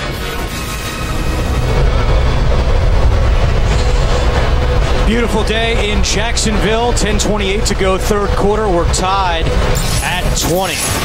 With Steve Berlon and Steve Tasker, I'm Andrew Catalon. 273 yards in the first half for Jacksonville, the most they've had in the first half in 3 years, since December against Tennessee. Let's see how they respond here with their first drive of the 2nd half. Bortles rolling right, throws on the run. Robinson comes back to make the catch. Grimes with the tackle, but there is a flag down, and it's going to be a push-off against Allen Robinson. You can see it. He got big separation at the top of the route, working against Grimes. Offense, number 15, 10-yard penalty replay, 1st down. You'll see coming off of the top of his route, where you might not be able to see it here. He gave him an extra push at the end. It doesn't look like too much from there, but it might have been. I saw the separation, and Grimes kind of slipped and went down. Yeah, that exacerbated it. I think it exaggerated, whatever you want to use word-wise. And the arm might have been extended by Robinson, but didn't look like much contact there. So it's 1st and 20. Jacksonville backed up to its own 10-yard line. 3 receiver set for Bortles. He gives it to Yeldon. And Yeldon pushes forward for 3 yards. Only one more day until the biggest premiere in the universe. You won't want to miss the first new episode of the season. It's The Big Bang Theory on its new night tomorrow, 8/7 Central, right here on CBS. Well, the Jaguars did not have a completion to a tight end last week, and still today, their tight ends have not had a catch. Mercedes Lewis does not have a catch this season yet. See if they go to him here on 2nd and 16. Bortles looking deep for the lead. It's incomplete. And, you know, looking back at the numbers last week in week 1, tight ends scored 22 receiving touchdowns. The most touchdowns in a week that tight ends have had since the 1970 merger. They had more touchdowns than wide receivers last week, and yet still the Jags aren't going to their tight ends. But Mercedes Lewis is a blocking tight end, and Julius Thomas is the #1 threat that they wanted in the tight end passing game. It just hasn't happened for him. Mercedes Lewis is kind of limited what he can do at this point in his career. Bottom line is, Blake Bortles needed to complete that last pass to Marquise Lee because he was open. 3rd down and 16. Bortles to Hearns for the first down. Hearns trying to run away from Jones. He can. Another tackle for Rashad Jones. But a gain of 24 for the Jaguars. They move the chains. Well, this play to me is all about the pass protection. Bortles had plenty of time to stand there and let that route develop. You knew it was going to take a while to get all that way down the field. With 16 yards to go, Bortles stands there, looks around, finally comes late down the middle to Hearns. He throws the strike, but that had no chance of being anything but a completion if you're going to let your quarterback stand there like that and eat a sandwich before he throws the football. What kind of sandwich? I have to ask him. Yeldon on the carry to the 45. Guys, we got to give a lot of credit to this Jacksonville offensive line. Without Luke Joeckel today, out with an ankle injury, they have a backup left tackle in Sam Young. Miami with their impressive front seven. No sacks allowed today by the Jaguars offense. Very impressive, especially when you consider the hole that they just got themselves out of, where they were in obvious passing situations, 1st and 20, backed up in their own end zone, and to stand in there at halftime to eat a sandwich and make a play, very impressive. Yeldon trying to get to the outside. Good moves by T.J. Yeldon. Jelani Jenkins finally caught up to him. A gain of 7 for Yeldon. Well, the offensive line doesn't get any credit for this one. This is all T.J. Yeldon. He steps up, and it's broken off right there. As you see the Dolphins, as we saw in the first half, Aikens coming in off the edge. They're going to try and stop the run with the secondary, and Yeldon made him pay for it. He bounced it to the outside and did a great individual effort for the first down. Aikens' only responsibility on that play, he blew it, was to keep contained. He bit on the inside move, and Yeldon took advantage. Yeldon with a career-high 52 yards rushing, and he gets a breather here. Bernard Pierce in the backfield, and he gets the carry. Pierce is stopped after a gain of 1. With 7:20 to go in the 3rd quarter. And we spoke about it in the open, but this Miami defense has got some expectations attached to it. Those guys up front with Mosley and Ndamukong Suh, you know, Jordan Phillips, who's the rookie. I mean, they were expected to be a dominant defensive front, and they have not been that thus far in the season. Not last week, and certainly not this week. Jacksonville has 106 yards rushing. Last week, Miami allowed 161 to the Redskins. 7th play of the drive. Bortles down the side of the field, and it's incomplete. Robinson went up to get it. Bryce McCain with good coverage for Miami. Well, that's exactly what Jacksonville should be doing. They're getting a pressure look up front, one-on-one on the outside. It's man coverage. Give your playmakers a chance to make a play. Now, the fans are upset because there was no attempt to look back by McCain to try and play the ball on that play, and normally that is kind of called if there is contact and the defensive player is not looking back to play the football. Yeah, I don't think there was enough contact. I'd like that was a no call. I like that fact. That you got to let him play, and the throw's got to be a little better. Suh and the Dolphins trying to hold Jacksonville here. It's 3rd and 9. Play action. Pressure coming. Bortles pass deflected in the air. And incomplete It was Brent Grimes coming on the blitz, and he got his hand on it. Let me ask you, Steve Earle, on your quarterback, why is it so difficult for a quarterback to give that little pump fake and stay poised and just deliver that? This was set up perfectly. You're right. It was a great play by Grimes, but Bortles has got to find a way to deliver that ball over the top, get it to his running back, because the screenplay was set up on the outside. And Brent Grimes is 5'10". His defensive coordinator, Kevin Coyle, calls him shorty. So Bortles not able to get it over the 5'10" Grimes, and now Jacksonville will have to punt. Landry waiting Brian Anger's kick at his own 9-yard line. Landry lets it go into the end zone. And Miami, in a tie game, will start their next drive from the 20 here in Jacksonville. Peyton Thompson was promoted off the Jacksonville practice squad yesterday. This is just his third NFL game, and he's now at corner because Devon House is doubtful to return for the Jaguars because of hydration issues. So let's see if Tannehill and the Dolphins target Peyton Thompson. They don't on first down. They keep it on the ground to Lamar Miller. And Ryan Tannehill in a very good groove right now, especially that opening drive of the second half. Yeah, he's had his rhythm going here for quite a while, since the beginning of the second quarter. And of course, it helps to have guys making plays like Landry down the field, and here Stoneburner for the touchdown. But Tannehill is decisive. He's accurate when things break down. He's able to break the pocket, break contain, and make a play down the field. Both quarterbacks really playing very well today, as the numbers attest. Tannehill is 12 for his last 13 for 165 yards and 2 touchdowns. And that pass is incomplete, and a flag comes down. This is going to be roughing the passer. Tannehill went to the ground. Excuse me. Roughing the passer. Defense. Number 93. 15-yard penalty. Automatic first down. That's on Alu. Well, let's see what Alu does here. He's got a clean run. It's a screen pass. Yeah, no doubt about it. Yeah, that's a lack of discipline. Yep, he knows it. I mean, heck, he took a good 2 or 3 steps after the ball was released, and then knocks him down. You may not like it, but that's the way the NFL, and it's been that way for Alu's entire career. It's not like this just happened yesterday. He's got to know better than that, and that's an enormous penalty to give Miami a jump start of this drive. Penalty number 6 on Jacksonville for 63 yards. 5:45 to go, third quarter.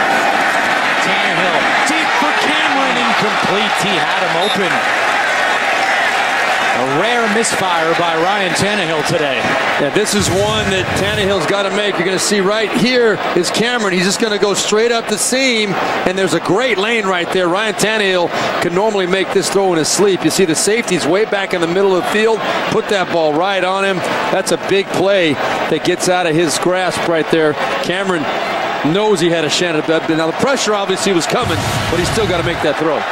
Jarvis Landry against the guy just off the practice squad right there in the slot. That's Peyton Thompson. Lamar Miller, nowhere to go, but Chris Smith misses a tackle. Not the second time as Josh Evans came up from his safety position to make the stop. A loss of 5. Great play defensively by Jacksonville. I'm very surprised, Steve, though, like you said, you got the matchups you want out there. Billy Lazor, the offensive coordinator for the Dolphins, Joe Philbin, they got to be on top of that stuff and make sure that they understand who's on the field, where the opportunity is. And it's nothing against Peyton Thompson. I'm just saying, you got to test him. You got to try it. 3rd and 15. 5 minutes to go, third quarter.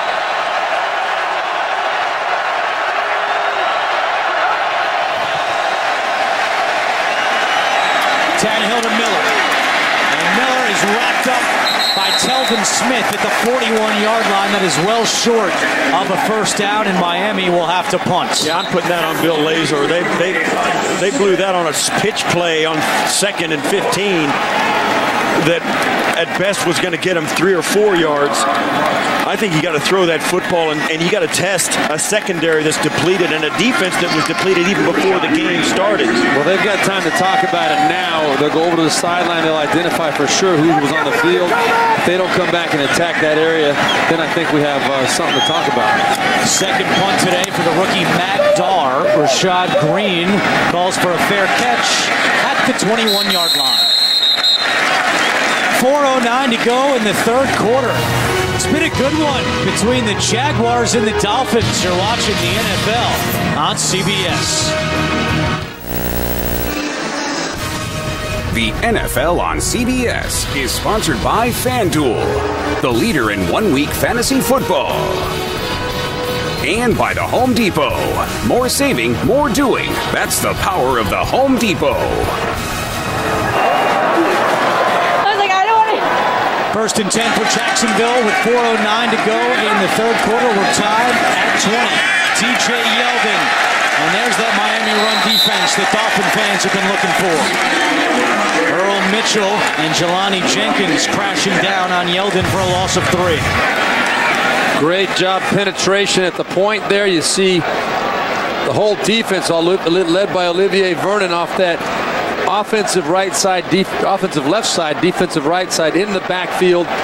Nice play to start this drive off 4-yard loss. 9 tackles for Jelani Jenkins today. He had 11 in the opener against Washington.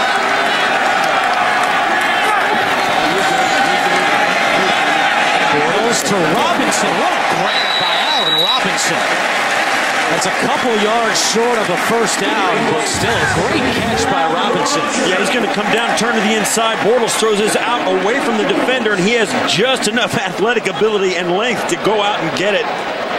That is why a quarterback keeps throwing to the same guy over and over, because he trusts him and because he does stuff like that. We've seen Landry do it for the Dolphins, and Robinson do it all day today as well. 6 catches, 155 yards for Robinson, a new career high, but he's 4 yards short of a first down. It's 3rd and 4.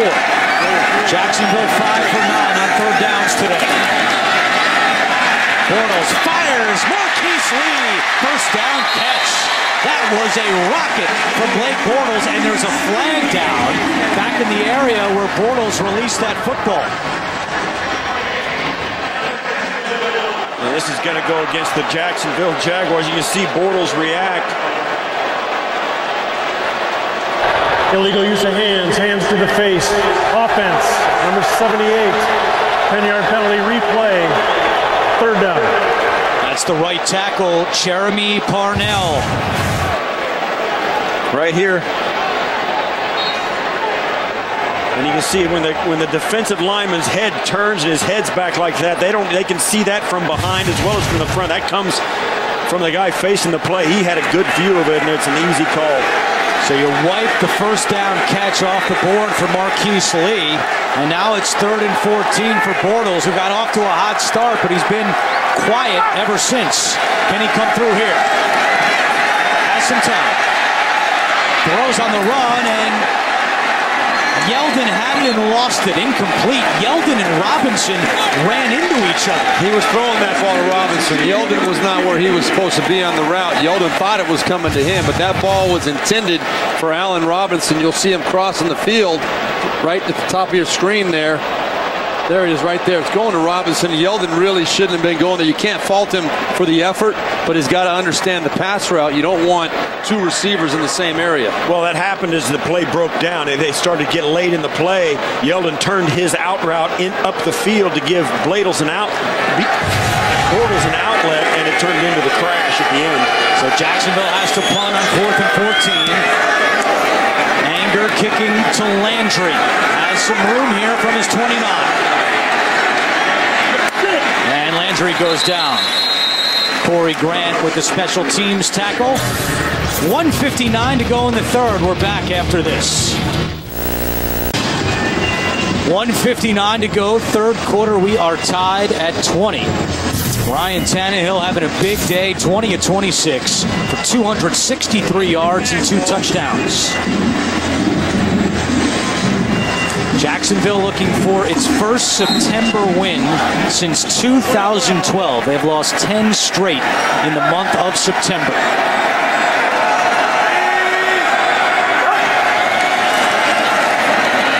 Tannehill to the air. Rashard Matthews with the grab. Gets away from one, but then is down at the 42-yard line. That's the 4th catch of the day for Rashard Matthews.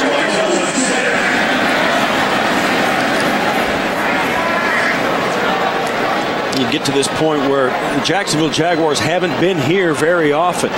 Tied late in the third quarter. And Gus Bradley has always said he wanted this team to get to a point where they're mentally tough enough to finish games of this magnitude. Not just compete, but finish them and win them. We'll see if they can do it today. Miller. Telvin Smith with a big hit on Lamar Miller. Jacksonville remains very excited about the second-year Smith out of Florida State.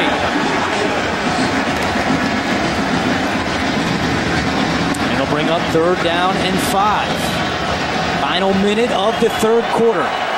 I think you bring pressure on Tannehill right here. He's been too good with too much time. I think you've got to find a way to flush him out of the pocket and make him uncomfortable and maybe start hitting him. I think it's time for Jacksonville to bring pressure. Damian Williams next to Tannehill. Steps up, pass caught by Kenny Stills for a first down. Well, they showed pressure with Posluszny and Telvin Smith, but they dropped out into coverage, and Tannehill threw it right between them. Good job by Kenny Stills knowing where that first down marker was. Kenny Stills a big acquisition this offseason as a free agent, giving them another weapon in this passing game. Acquired in a trade, actually by the Saints, from the Saints, and that was his second catch of the day, and that looks like it'll be the final play of the third quarter. Through 3, we are tied at 20. We'll return to Jacksonville after this message and a word from your local station. You're watching the NFL on CBS, home of Super Bowl 50.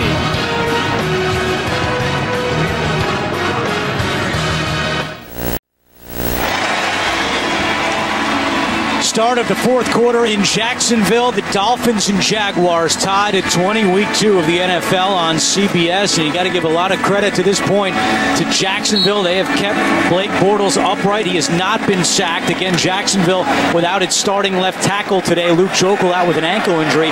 But let's see how much Gus Bradley's team comes through in a close game. Haven't been in many of these types of games. Tied at 20 to start the fourth. Damian Williams on the carry, and he gets across midfield to the 49-yard line. Miami up to this point has got less than 50 yards rushing in this game. They've got to do a better job of that. Although Tannehill has completed a ton of his passes, I think they've got to be more balanced if they want to be effective in their offense. Sooner or later, Ryan Tannehill's going to get sacked or get hit, and they're going to have to lean on something other than him because he'll get taken away. Ryan Tannehill is actually Miami's leading rusher today, 17 yards.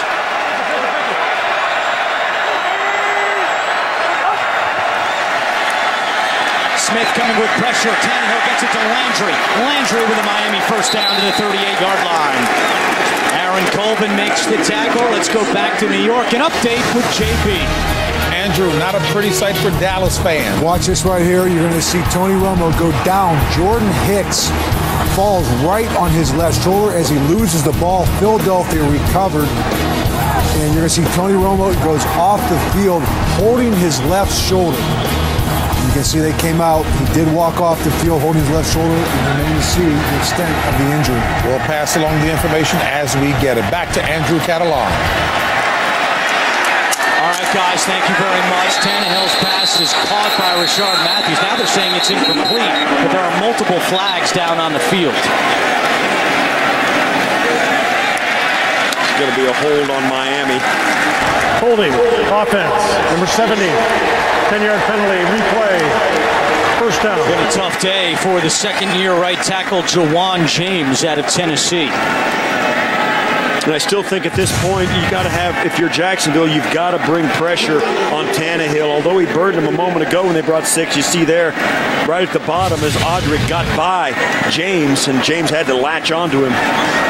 I still think they got to bring pressure if you're Jacksonville. Well, you know, the problem with that, Steve, is that Ryan Tannehill is one of the best pressure quarterbacks in the league, and he's burned this defense a few times when they brought pressure. So it's a dicey situation.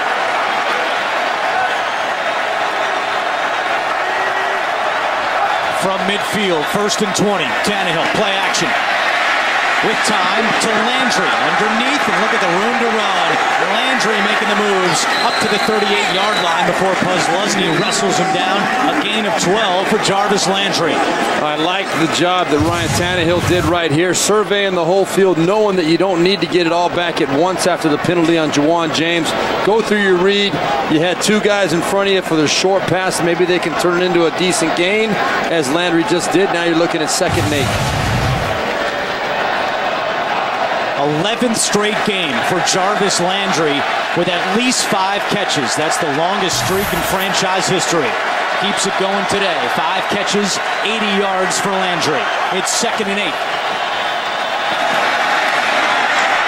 Tannehill looking end zone for Stills, incomplete. It was Demetrius McCray, stride for stride on the coverage with Stills. That's a smart throwaway by Tannehill. That was a one-time shot. They were going to do a double move off play action and thought they could pop a guy open.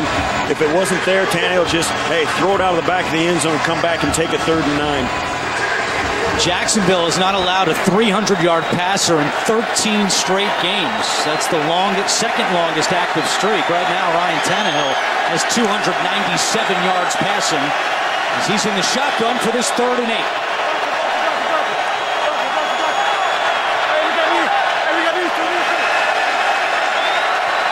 They just got the snap off. Tannehill again with time. Now has to roll out. Throws on the run, and that one is incomplete again. Well, that time, Steve Tasker, you did get your pressure off the edge, off the left side of the offense. Tannehill flushed from the pocket, nowhere to go with the football, so the pressure did come, and it worked on that play. You'll see pressure coming off the right side of your screen. And there's the late pressure. It's Peyton Thompson, who we mentioned earlier, promoted off the practice squad yesterday. That's a good way to use a young, inexperienced defensive back as well. You don't expose him in coverage. You let him come and rush and try and make a play in the backfield. How about this? First time today that Tannehill has thrown consecutive incompletions. That one comes on 3rd down. It's 4th and 8. Matt Darr out to punt. Rashad Green at his own 10-yard line. Yeah, take an intentional delay of game. I think what you do is you decline it if you're Gus Bradley. You don't have to take it. Delay game. Offense. 5-yard penalty. 4th down. I decline it. He's going to take it. I don't know. It makes it easier for the punter to put that, gives him more room to get him inside the 20. I think you decline that penalty. That's why Joe Philbin was willing to take the penalty. That's right. They were hoping that Jacksonville would take the penalty.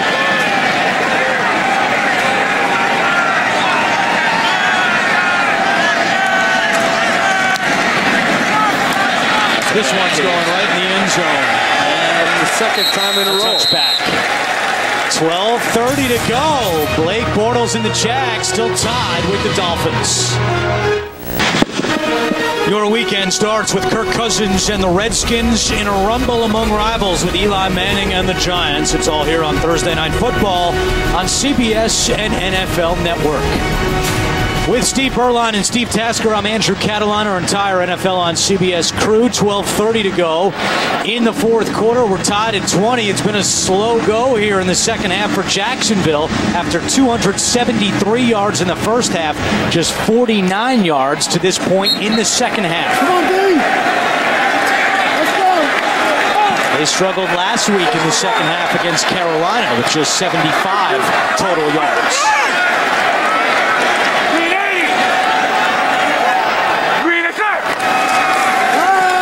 Bortles pump fake. Now looking down the sideline, incomplete. Marquise Lee, the intended target. We mentioned the injury to Luke Joeckel, out today with an ankle injury, the starting left tackle, but credit to the Jacksonville offensive line. Done a good job protecting Blake Bortles. Across the board, they really have done a good job. We thought that was going to be a big factor in this ball game. Negatively, with Sam Young stepping in for Luke Joeckel, and the strength of this Miami defensive front across the board, but the Jaguars have stood up and really played well up front all day long. No sacks today by either team with 12:24 to go in the 4th. Rashad Green with a drop. He dropped one last week, and the 5th-round draft pick this year drops another. That can't happen if you're Jacksonville. Well, the Jaguars have the 3rd most drops in the NFL since the beginning of last season. This has been all too common in this offense. When you're struggling offensively and you have a chance to make a play, I mean, that's an uncontested. That's wide receiver 101 right there. You took your eyes off the ball. Inexcusable. So it's 3rd down and 10.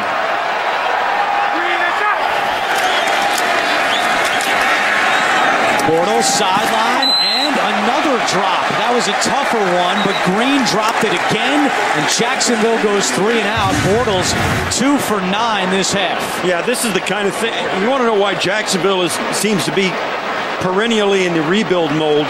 It's because of this. I mean, last week they started the game against Carolina with drops. It hamstrung their ability to get on the field and stay there. That's a 1st down that was lost, and it's happened again today at a point when they really need it. They're coming up short with 3 and out balls. It's amazing. It's totally unacceptable. Back-to-back 3 and outs. Last week, Jarvis Landry broke a tie in the 4th quarter with a punt return touchdown.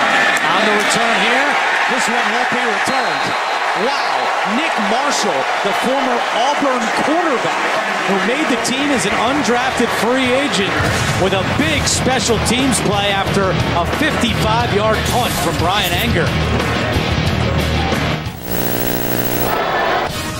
The NFL on CBS is sponsored by McDonald's, teaming up with the NFL like never before. Firestone Tires. Whatever you drive, drive a Firestone. And by Dodge.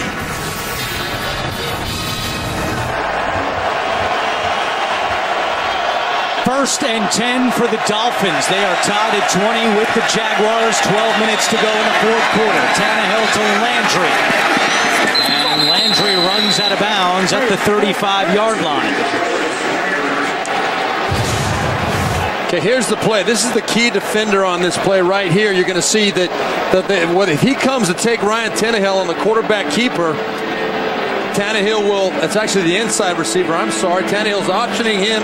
If he covers the Landry in the flat there, Tannehill will keep the ball. If he comes to tackle Tannehill, Tannehill throws the ball. It's a true run-pass option for Ryan Tannehill. Nicely executed. 9th career 300-yard game for Tannehill. First time in 14 games. The Jaguars have allowed a 300-yard passer, but they come right back with a sack. Sergio Brown leading the charge. That's the 1st sack of the day for either team. Man, this looked like, everything just collapsed. It's a great stunt on the inside. As you see Chris Smith coming in and just collapsing it on the big loop.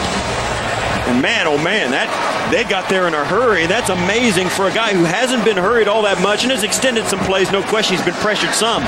But man, oh man, that was a collapsed pocket. You know who the key was on that? Roy Miller on the inside, number 97. He took 2 offensive linemen with him by splitting them, and they could not pick up everybody else coming. 1 on the play clock. Tannehill doesn't see it, and a delay of game against Miami. Play game. Offense. 5-yard penalty. Second down.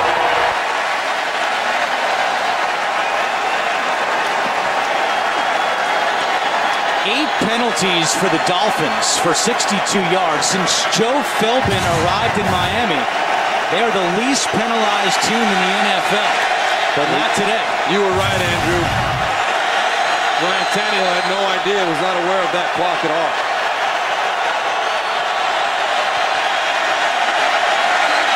Tannehill's pass is complete. Rashard Matthews with another grab. That's his 5th of the day for 17 yards. It's amazing that Ryan Tannehill got a new contract. He's never been considered a household name, never been considered an elite quarterback, never been considered a franchise quarterback, and yet if Miami wins here today, they're 2-0 because Ryan Tannehill is playing so well. 3rd down and 6. Landry in motion, covered by Peyton Thompson. Tannehill looking Landry's way. He's got it. Ball came out. And they are saying this is a fumble. I don't think it is. I don't think it is either, but now they're saying it was incomplete. There was no indication immediately that that was an incomplete pass. Right, the whistle was late, but as we know very, very well by a lot of examples, you got to complete the process of making the catch through the fall to the ground. Yeah, that's not a catch. I mean, he has to roll over with it and keep it in. And yeah, that is not a catch. If he's going to the ground, he's got to finish that process of going to the ground with complete control of the football. Gus Bradley has thrown the red challenge flag. He wants to take a look at this one. First challenge this season by Gus. We're back in a moment.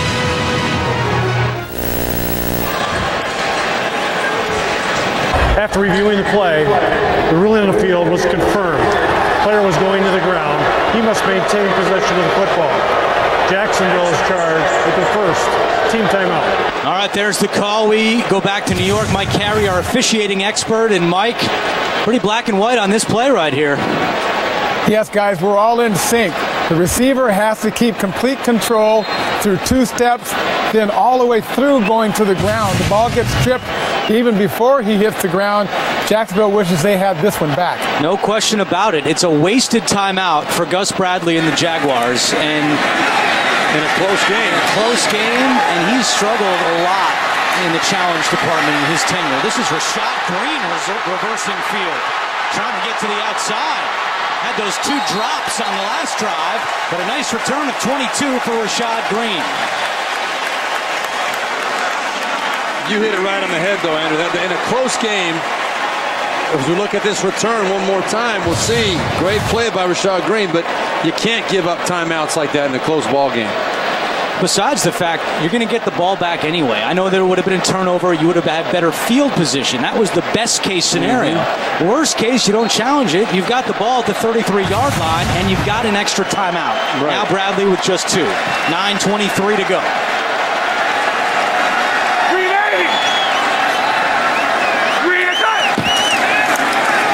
DJ Yeldon, first down carry.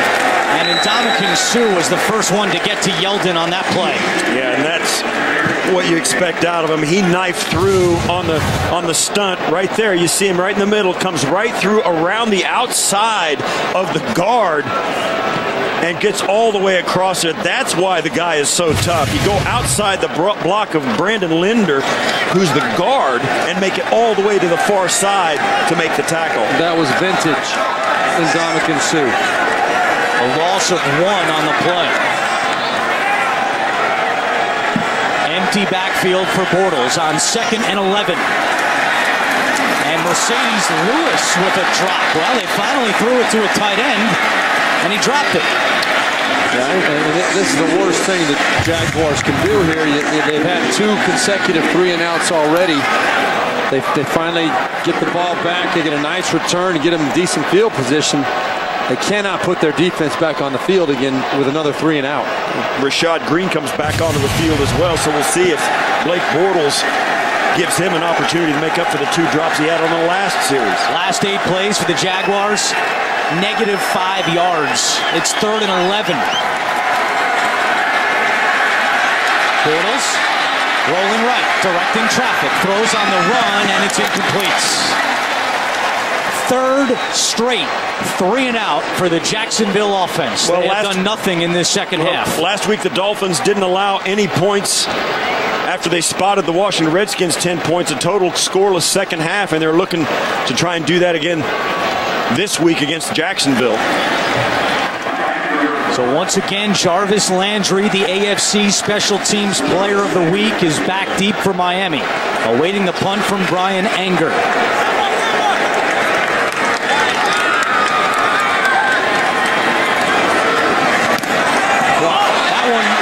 Was deflected by Miami. It bounces at the 40. Landry thinks a Jaguar touched it. A flag is down. Landry definitely thought that was touched, rather by a member of the Dolphins, which is why he ran after it. I think he's right. Yeah, if it touched a Dolphin, it's a live ball for both teams, and the Jaguars can get it back. Now, if a Jaguar touched it, Landry did the right thing as well, because if the Jaguars touch it, he can pick it up and try and do anything, because even if he fumbles it back, he gets the ball back. Return team number 30. 10-yard penalty. 1st and 10, timeout on the field. So holding against Zach Bowman is the call. 20-20. We're back in a moment.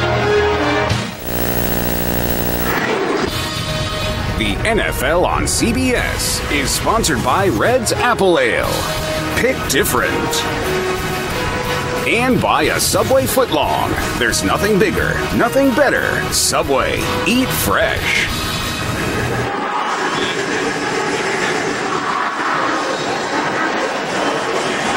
.21 to go in the 4th quarter. Miami and Jacksonville tied at 20.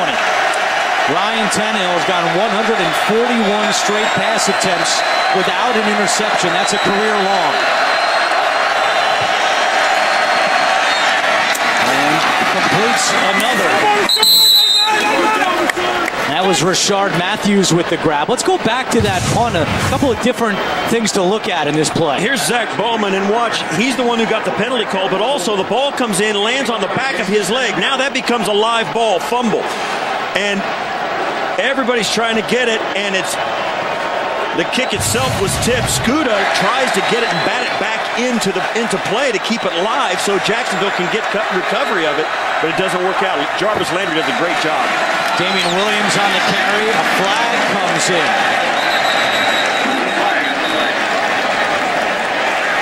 It's going to be against Miami. Holding. Offense. Number 63. 10-yard penalty. Replay. 2nd down. Penalty on Dallas Thomas. We go back to New York. Another NFL Today update. Here's JB. Andrew, the injury report on Tony Romo is not good. Yeah, right here as you see him go down, Jordan Hicks falls on him. It's been diagnosed as a fractured left clavicle. No timetable for his return. Brandon Whedon is now the incumbent quarterback of the Dallas Cowboys. More tests will be performed tomorrow. Back to Andrew Catalan. Wow, JB, Coach Cowher, thank you. That is a massive injury for the Cowboys on the heels of Des Bryant's injury. 2nd and 11 out of the backfield. Williams makes the catch, but he's quickly out of bounds at the 25. Coming up after the game, time permitting, it's the Subway postgame show. JB, Tony, Bart, Boomer, and Coach Cowher will be around for all the latest NFL scores and highlights. It's all coming up, time permitting, on the Subway postgame show. Big play here for Miami. It's 3rd down with 7:14 to go in the 4th quarter. 3rd and 8 for the Dolphins. Once again, I think you bring pressure.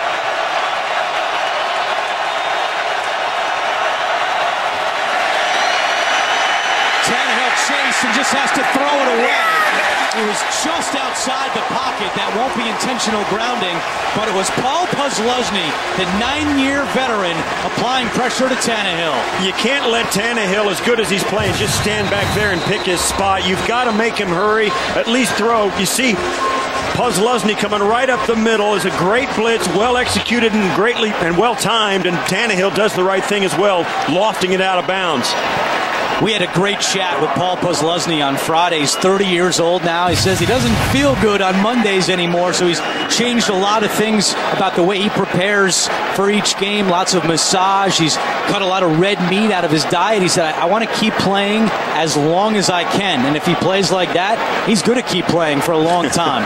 Yeah, an old veteran told me once, you play as long as you possibly can and then play one more year. That's good advice. Yes. It's good work if you can get it. Matt Darr to punt it away. And Rashad Green again back deep for the Jaguars. Green drifting to his right. Signals for a fair catch at the 21, but there's a flag back at the line of scrimmage. And another hold against Miami. Yeah, they'll bring this one back and let them kick it again. 11 penalties today against the Dolphins. That matches their output from last week as well. Joe Philbin's teams have notoriously been the least penalized under his tenure as head coach, and to begin 2015, they're among league leaders. Kicking team number 34.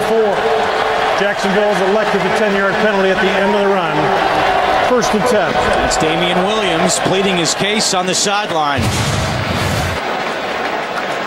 Right there on the left edge, you see him get the arm wrapped around. And And they're not going to make them re-kick. They're just going to tack the 10 on to where Green called a fair catch. I don't know. I think you always make them cover another punt. It makes them, the punt coverage team is beat. They just ran 60 yards, full speed. Make them go back and do that again. Plus, that was a fantastic punt by Gar. Make them do it again. The only flip side to that, Steve Tasker, is that Rashad Green, the rookie, is the guy back deep. He's already dropped 2 passes today.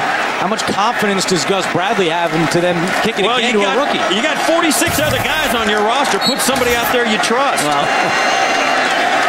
6:45 to go. We're still tied at 20.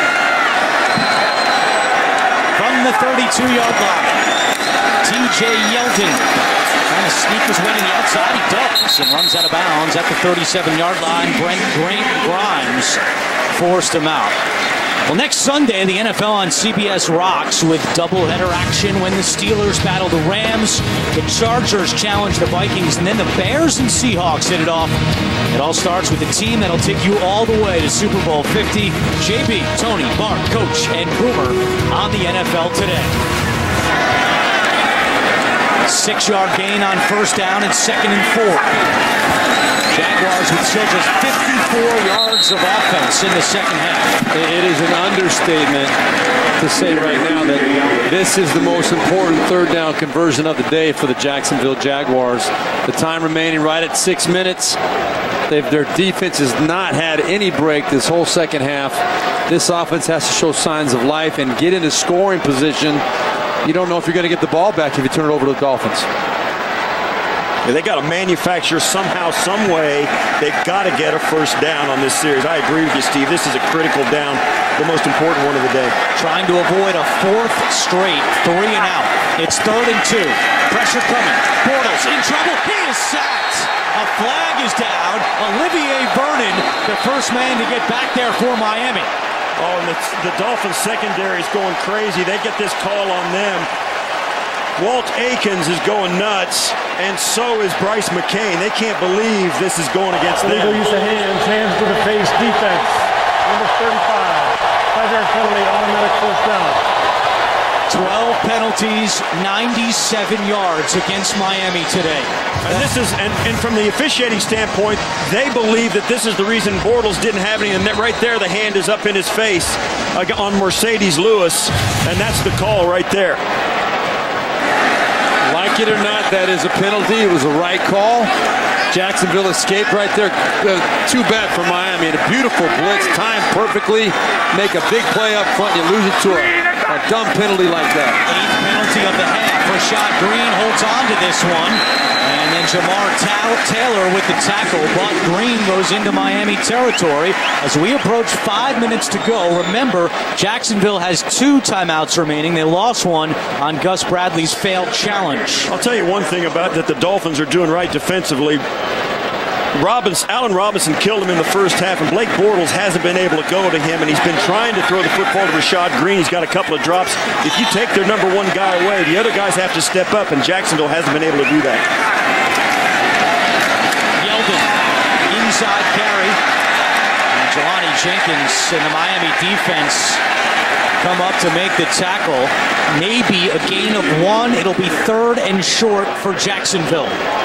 You know what running the ball is doing right now for Jacksonville. They're keeping themselves first off in 3rd and short situations, but most importantly right now, they're not interested in giving the ball back to the Miami Dolphins. On the scoreboard here, they just showed a pretty blatant face mask. Derek Shelby on T.J. Yeldon. That's why Gus Bradley was going nuts, but there was no call. It's not reviewable anyway, so it doesn't matter, but the referees can't see everything.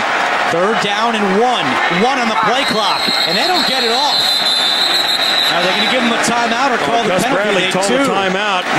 Wow, but that's now just 1 timeout left for the Jaguars. A failed challenge and not being aware of the play clock. And I'll tell you that, I'll put that on the coaching staff of the Jaguars. They got a little bit wrapped up in that replay, thinking they should have had this penalty right here, right there.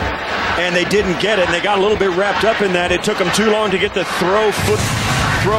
get that play in, the next play, and they got caught. Another NFL Today update. Here's JP and Coach Cowher. Hey, fellas, the shootout in Oakland continues. Yeah, the Baltimore Ravens, Lorenzo Telefero scores from 7 yards out. And yes, the extra point was good. And it's now 30-30 with 7 minutes to go in the fourth quarter. Back to Andrew, Steve Tasker, and Steve Berline. Two teams that desperately need a win right there. I mean, the Ravens, who would think that they would be in a dogfight with the Raiders in week 2 to get their first game. And, well, what a big win that would be for the Raiders if they could pull it out. So following the timeout, it's 3rd and 1. This half, Jacksonville is 1 for 5 on 3rd downs. They're in 4-down territory here, though, possibly. The defensive lineman Alu in at fullback. It's Yeldon.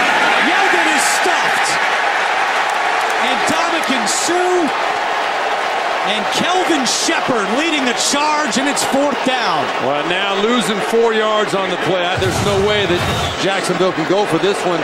You see Dominican Sue ripping right through that line, finishing it off, but it truly was Kelvin Shepard that made that play, and Dominican Sue just finishing it off there at the end. Great job by Miami defense. They sold out, got that run. Sue stuffed it up in the middle.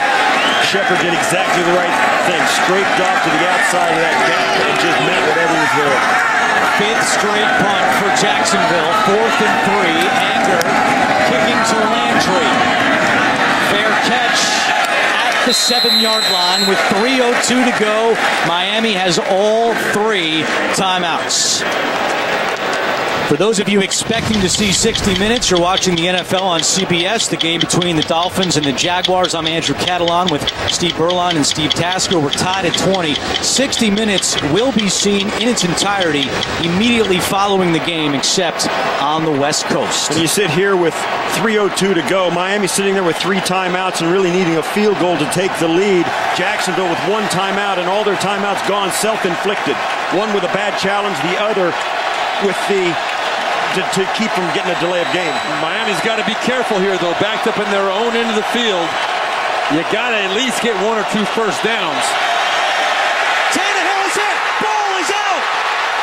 And Jason Fox fighting for it on the ground. Jared Odrick was the one who hit Tannehill. We're still waiting for a signal. I'll tell you what.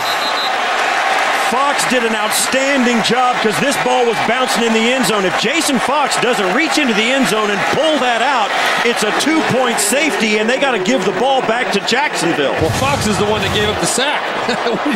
I mean, yeah. Tannehill's got to know better, though. You cannot sit there and hold the ball down there, but Fox gave up the sack. We'll see. It looked to me like, whoa. Yeah, he pulled it out. He pulled it back in. Wow. Yeah, he got it back in. It's the former Dolphin, Odrick, who hit Tannehill, forced the fumble, and it's Miami football on the 1. What a play by Jason Fox. Tannehill's pass deflected and incomplete. Puzlesny was in the area, and it was Odrick again who made the play. We can't glorify Jason Fox for doing a smart play there. He's given up a tip pass here and the sack that was almost disastrous. He's got to step up and start playing football and protect his quarterback, keep Odrick from making these plays. Well, they've got a matchup on Jacksonville's side of the ball they like. You can bet Odrick's going to line up over the top of him again, or maybe now they're going to bring Odrick to this side, and they're putting Chris Clemens over on Fox. But this is an absolutely critical down. If I'm Miami, if it's not there, I tell Tannehill to get rid of it, but you got to give yourself some room to punt this ball out of there. 3rd and 17.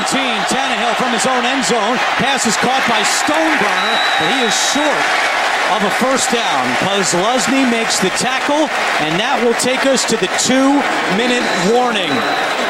Jared Odrick, the former Dolphin, with some big plays for the Jags. They're going to get the ball back. Tonight on CBS begins with 60 Minutes and a rare look at Pope Francis, followed by a new Big Brother, Madam Secretary, and CSI Cyber, only CBS. A different punt returner here for Jacksonville. It's Nick Marshall, the former Auburn quarterback, who made the team as a defensive back. Rashad Green not returning this one. Marshall from his 32. Marshall to the 40. And Marshall, with a flag coming in, is tackled at the 44-yard line. If there's a penalty late on Jacksonville, that's going to drive Gus Bradley crazy because you got good field position with enough time on the clock, one timeout. If you made a mistake and give up another 10 yards right here, it's inexcusable. Especially late in the play like that. That flag came in very late.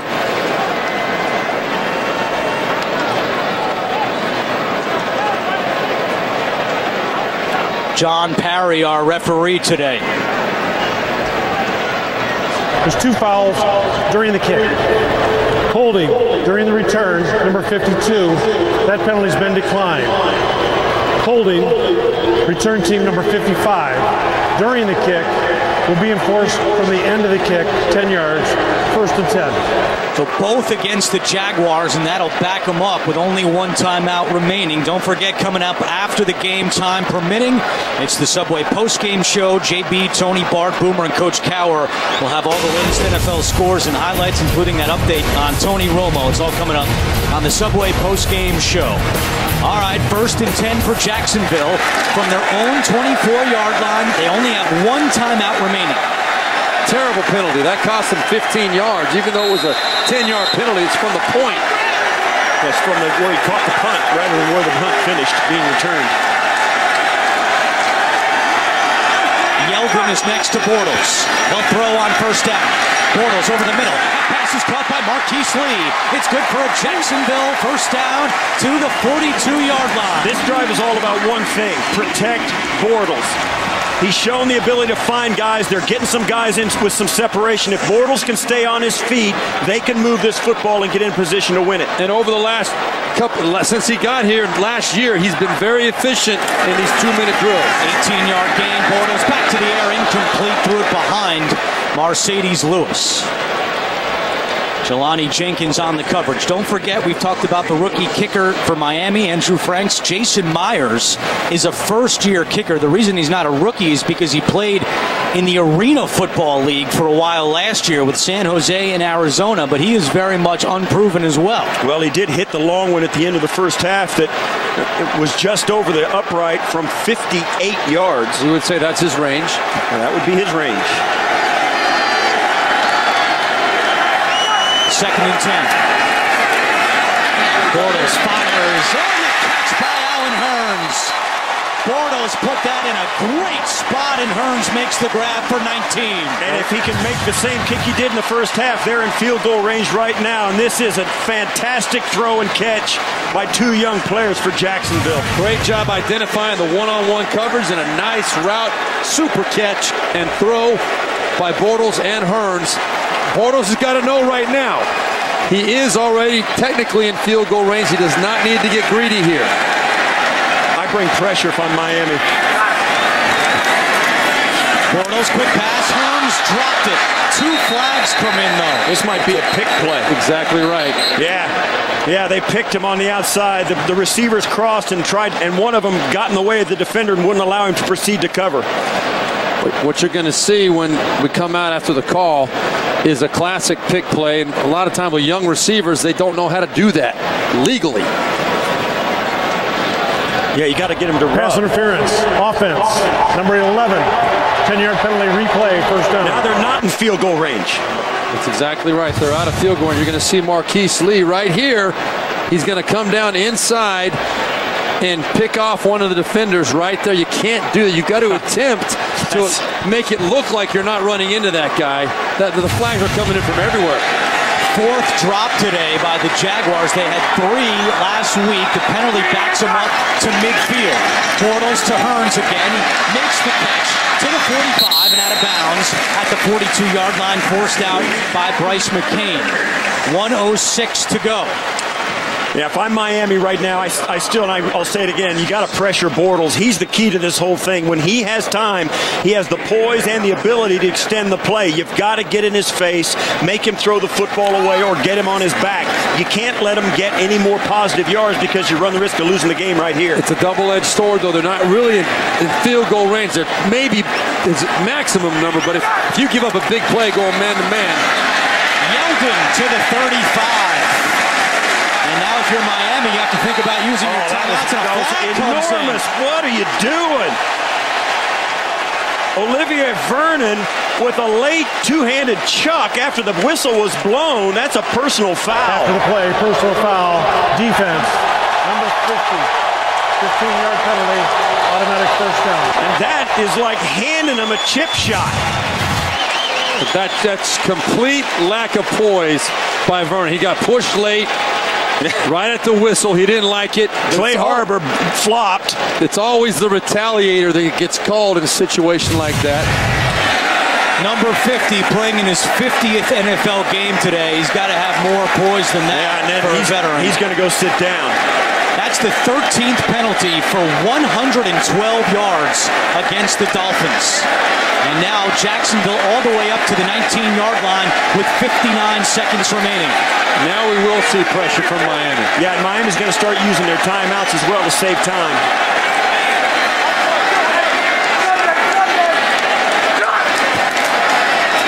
Yeldon to the 15, and now Miami has to call timeout. They do. They have 2 remaining. And now, right now, all you're thinking if you're the Jaguars on offense in that huddle, you're saying, listen, 2 hands on the football. Don't do anything silly. No penalties, no fumbles. Just get these plays down. We'll take positive yards if we can get it, but we cannot do anything to shoot ourselves in the foot. Well, Joe Philbin, we mentioned this, since he's become head coach of Miami, they are the least penalized team in the NFL. And we asked Joe about that last night. He goes, guys, we bring referees to almost every practice. We watch the penalties we commit during practice in film, and we even go over the tendencies of each officiating crew to tell our team what they call the most. Joe Philbin preaches penalties and avoiding them, and they have done a terrible job today with 13 for over 112 yards. Yeah, I mean, you can preach penalty avoidance, but you can't. You got to preach poise, and that was an unpoised play by Vernon. 2nd and 7 following the timeout. Back to T.J. Yeldon. He fumbled 10 times in college, and he gets up to the 9-yard line. Miami calls another timeout. That's very close to a first down. Miami stops the clock with 48 seconds remaining. It's not going to be a first down, but I'll tell you what, you take a quarterback sneak on this next one. If you can get it, you're going to put this game away with an extra point or less than an extra point these days. You know, you talk about Gus Bradley wasting timeouts.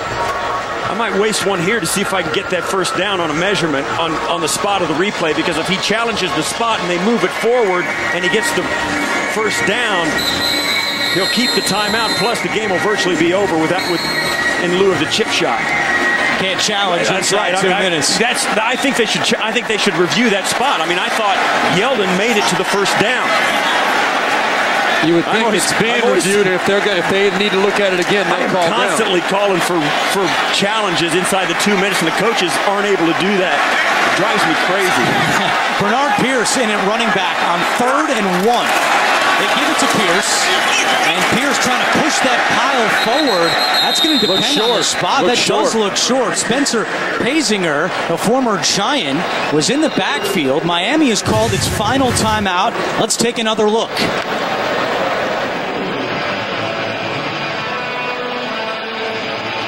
Almost at that point. Yeah. Miami doing whatever they can do to try and get that ball back. And he didn't get that first down. No way. I think he's short. So Jason Myers, 23 years old, out of Marist College. Earlier today, kicked a 58-yard field goal. Also made a 27-yarder. But I'm fairly certain that when he played for the Red Foxes back in Poughkeepsie, he never faced a pressure kick quite like this one. Also keep in mind that last year, Miami blocked 5 kicks, 2 field goals last year.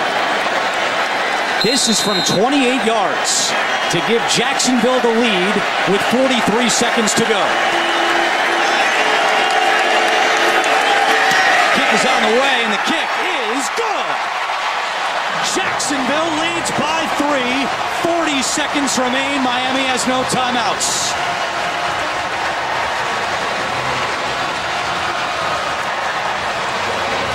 Jacksonville felt confident enough before the season to trade veteran kicker Josh Scobie. On August 31st, they sent him to Pittsburgh for a 6th-round draft pick. They believed in young Jason Myers, undrafted out of Marist, played last year in the Arena Football League, and they're rewarded with this kick from 28 yards to give Jacksonville the lead. And I can tell you, Andrew, walking around town the last couple days and talking to some of these local people and fans, that was one of the moves they were most upset about. Letting go of Josh Scobie, who's spent his whole career here. I would venture to say that making that 58-yarder and that short one here to win the ball game or put them in control of the ball game might win some of these people over. Now 40 seconds left for Ryan Tannehill, more than enough time, even though they're out of timeouts, to get into field goal range. Do you think that 58-yarder, maybe the spot on that 58-yarder at the end of the first half? We called it. I would agree. be a tie ball game right now. It might have made the difference. Mostert will take a knee. So no time comes off the clock. Miami will start at the 20. Tonight on CBS begins with 60 Minutes and a rare look at Pope Francis, followed by a new Big Brother, Madam Secretary, and CSI Cyber. It's only CBS. So what we need out of Ryan Tannehill, his mentality is he's got to get at least 40 yards in 40 seconds. Got to get the ball to the 40-yard line of the Jaguars in order to have a chance at a field goal. And he has to do it with no timeouts.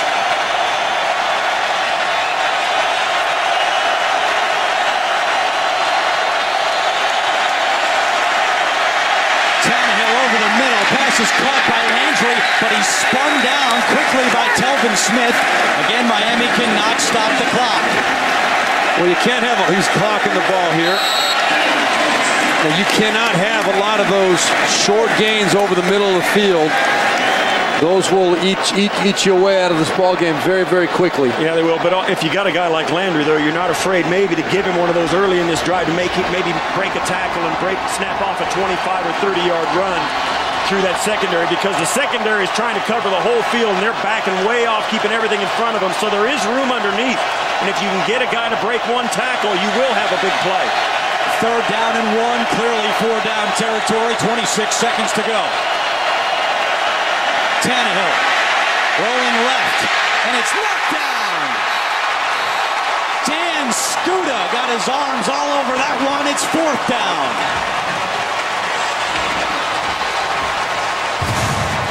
Well, now your mentality is you got to find a way to obviously get the first down, and then get up on the ball and evaluate the situation. Yeah, even if you do, if you're Ryan Tannehill, you spread him out, you do another play just like the one you just did, and then if you can't, scramble for that first down or dump it off and then line it up and spike it again. 4th down and 1. Tannehill fires, incomplete! Broken up by Telvin Smith.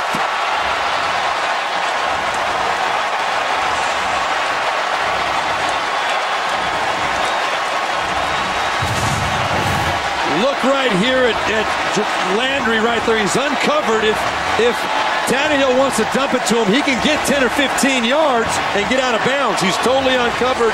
Landry's very upset at the top. That's an awareness situation by Ryan Tannehill. That would have been an ideal place to go with that football. Easy throw and catch and out of bounds. Well, yeah, and when you're in that spot, you don't think plays or play calls. You think players. And if I'm a Dolphin, Landry's the first guy I'm looking for. Telvin Smith has incredible speed. The Jaguars rave about just how fast he is, and he closed quickly on that ball to break it up. And Jacksonville, which has lost 10 straight games in the month of September, finally comes through. How big a win is this for Blake Bortles, Gus Bradley, and the Jacksonville Jaguars? Not only just to get the win, but the fashion that they did it. Finally winning a close ball game at home. Jacksonville's defense held Miami to 5 punts and 1 turnover on downs in the final 6 possessions. Credit to Gus Bradley and that Jaguars defense. They win it 23-20. Tonight on CBS begins with 60 Minutes and a rare look at Pope Francis, followed by a new big brother, Madam Secretary, and CSI Cyber. For Steve Tasker and Steve Berline, this is Andrew Catalon saying so long from Jacksonville. You have been watching the NFL on CBS, home of Super Bowl 50. The Jaguars win 23-20.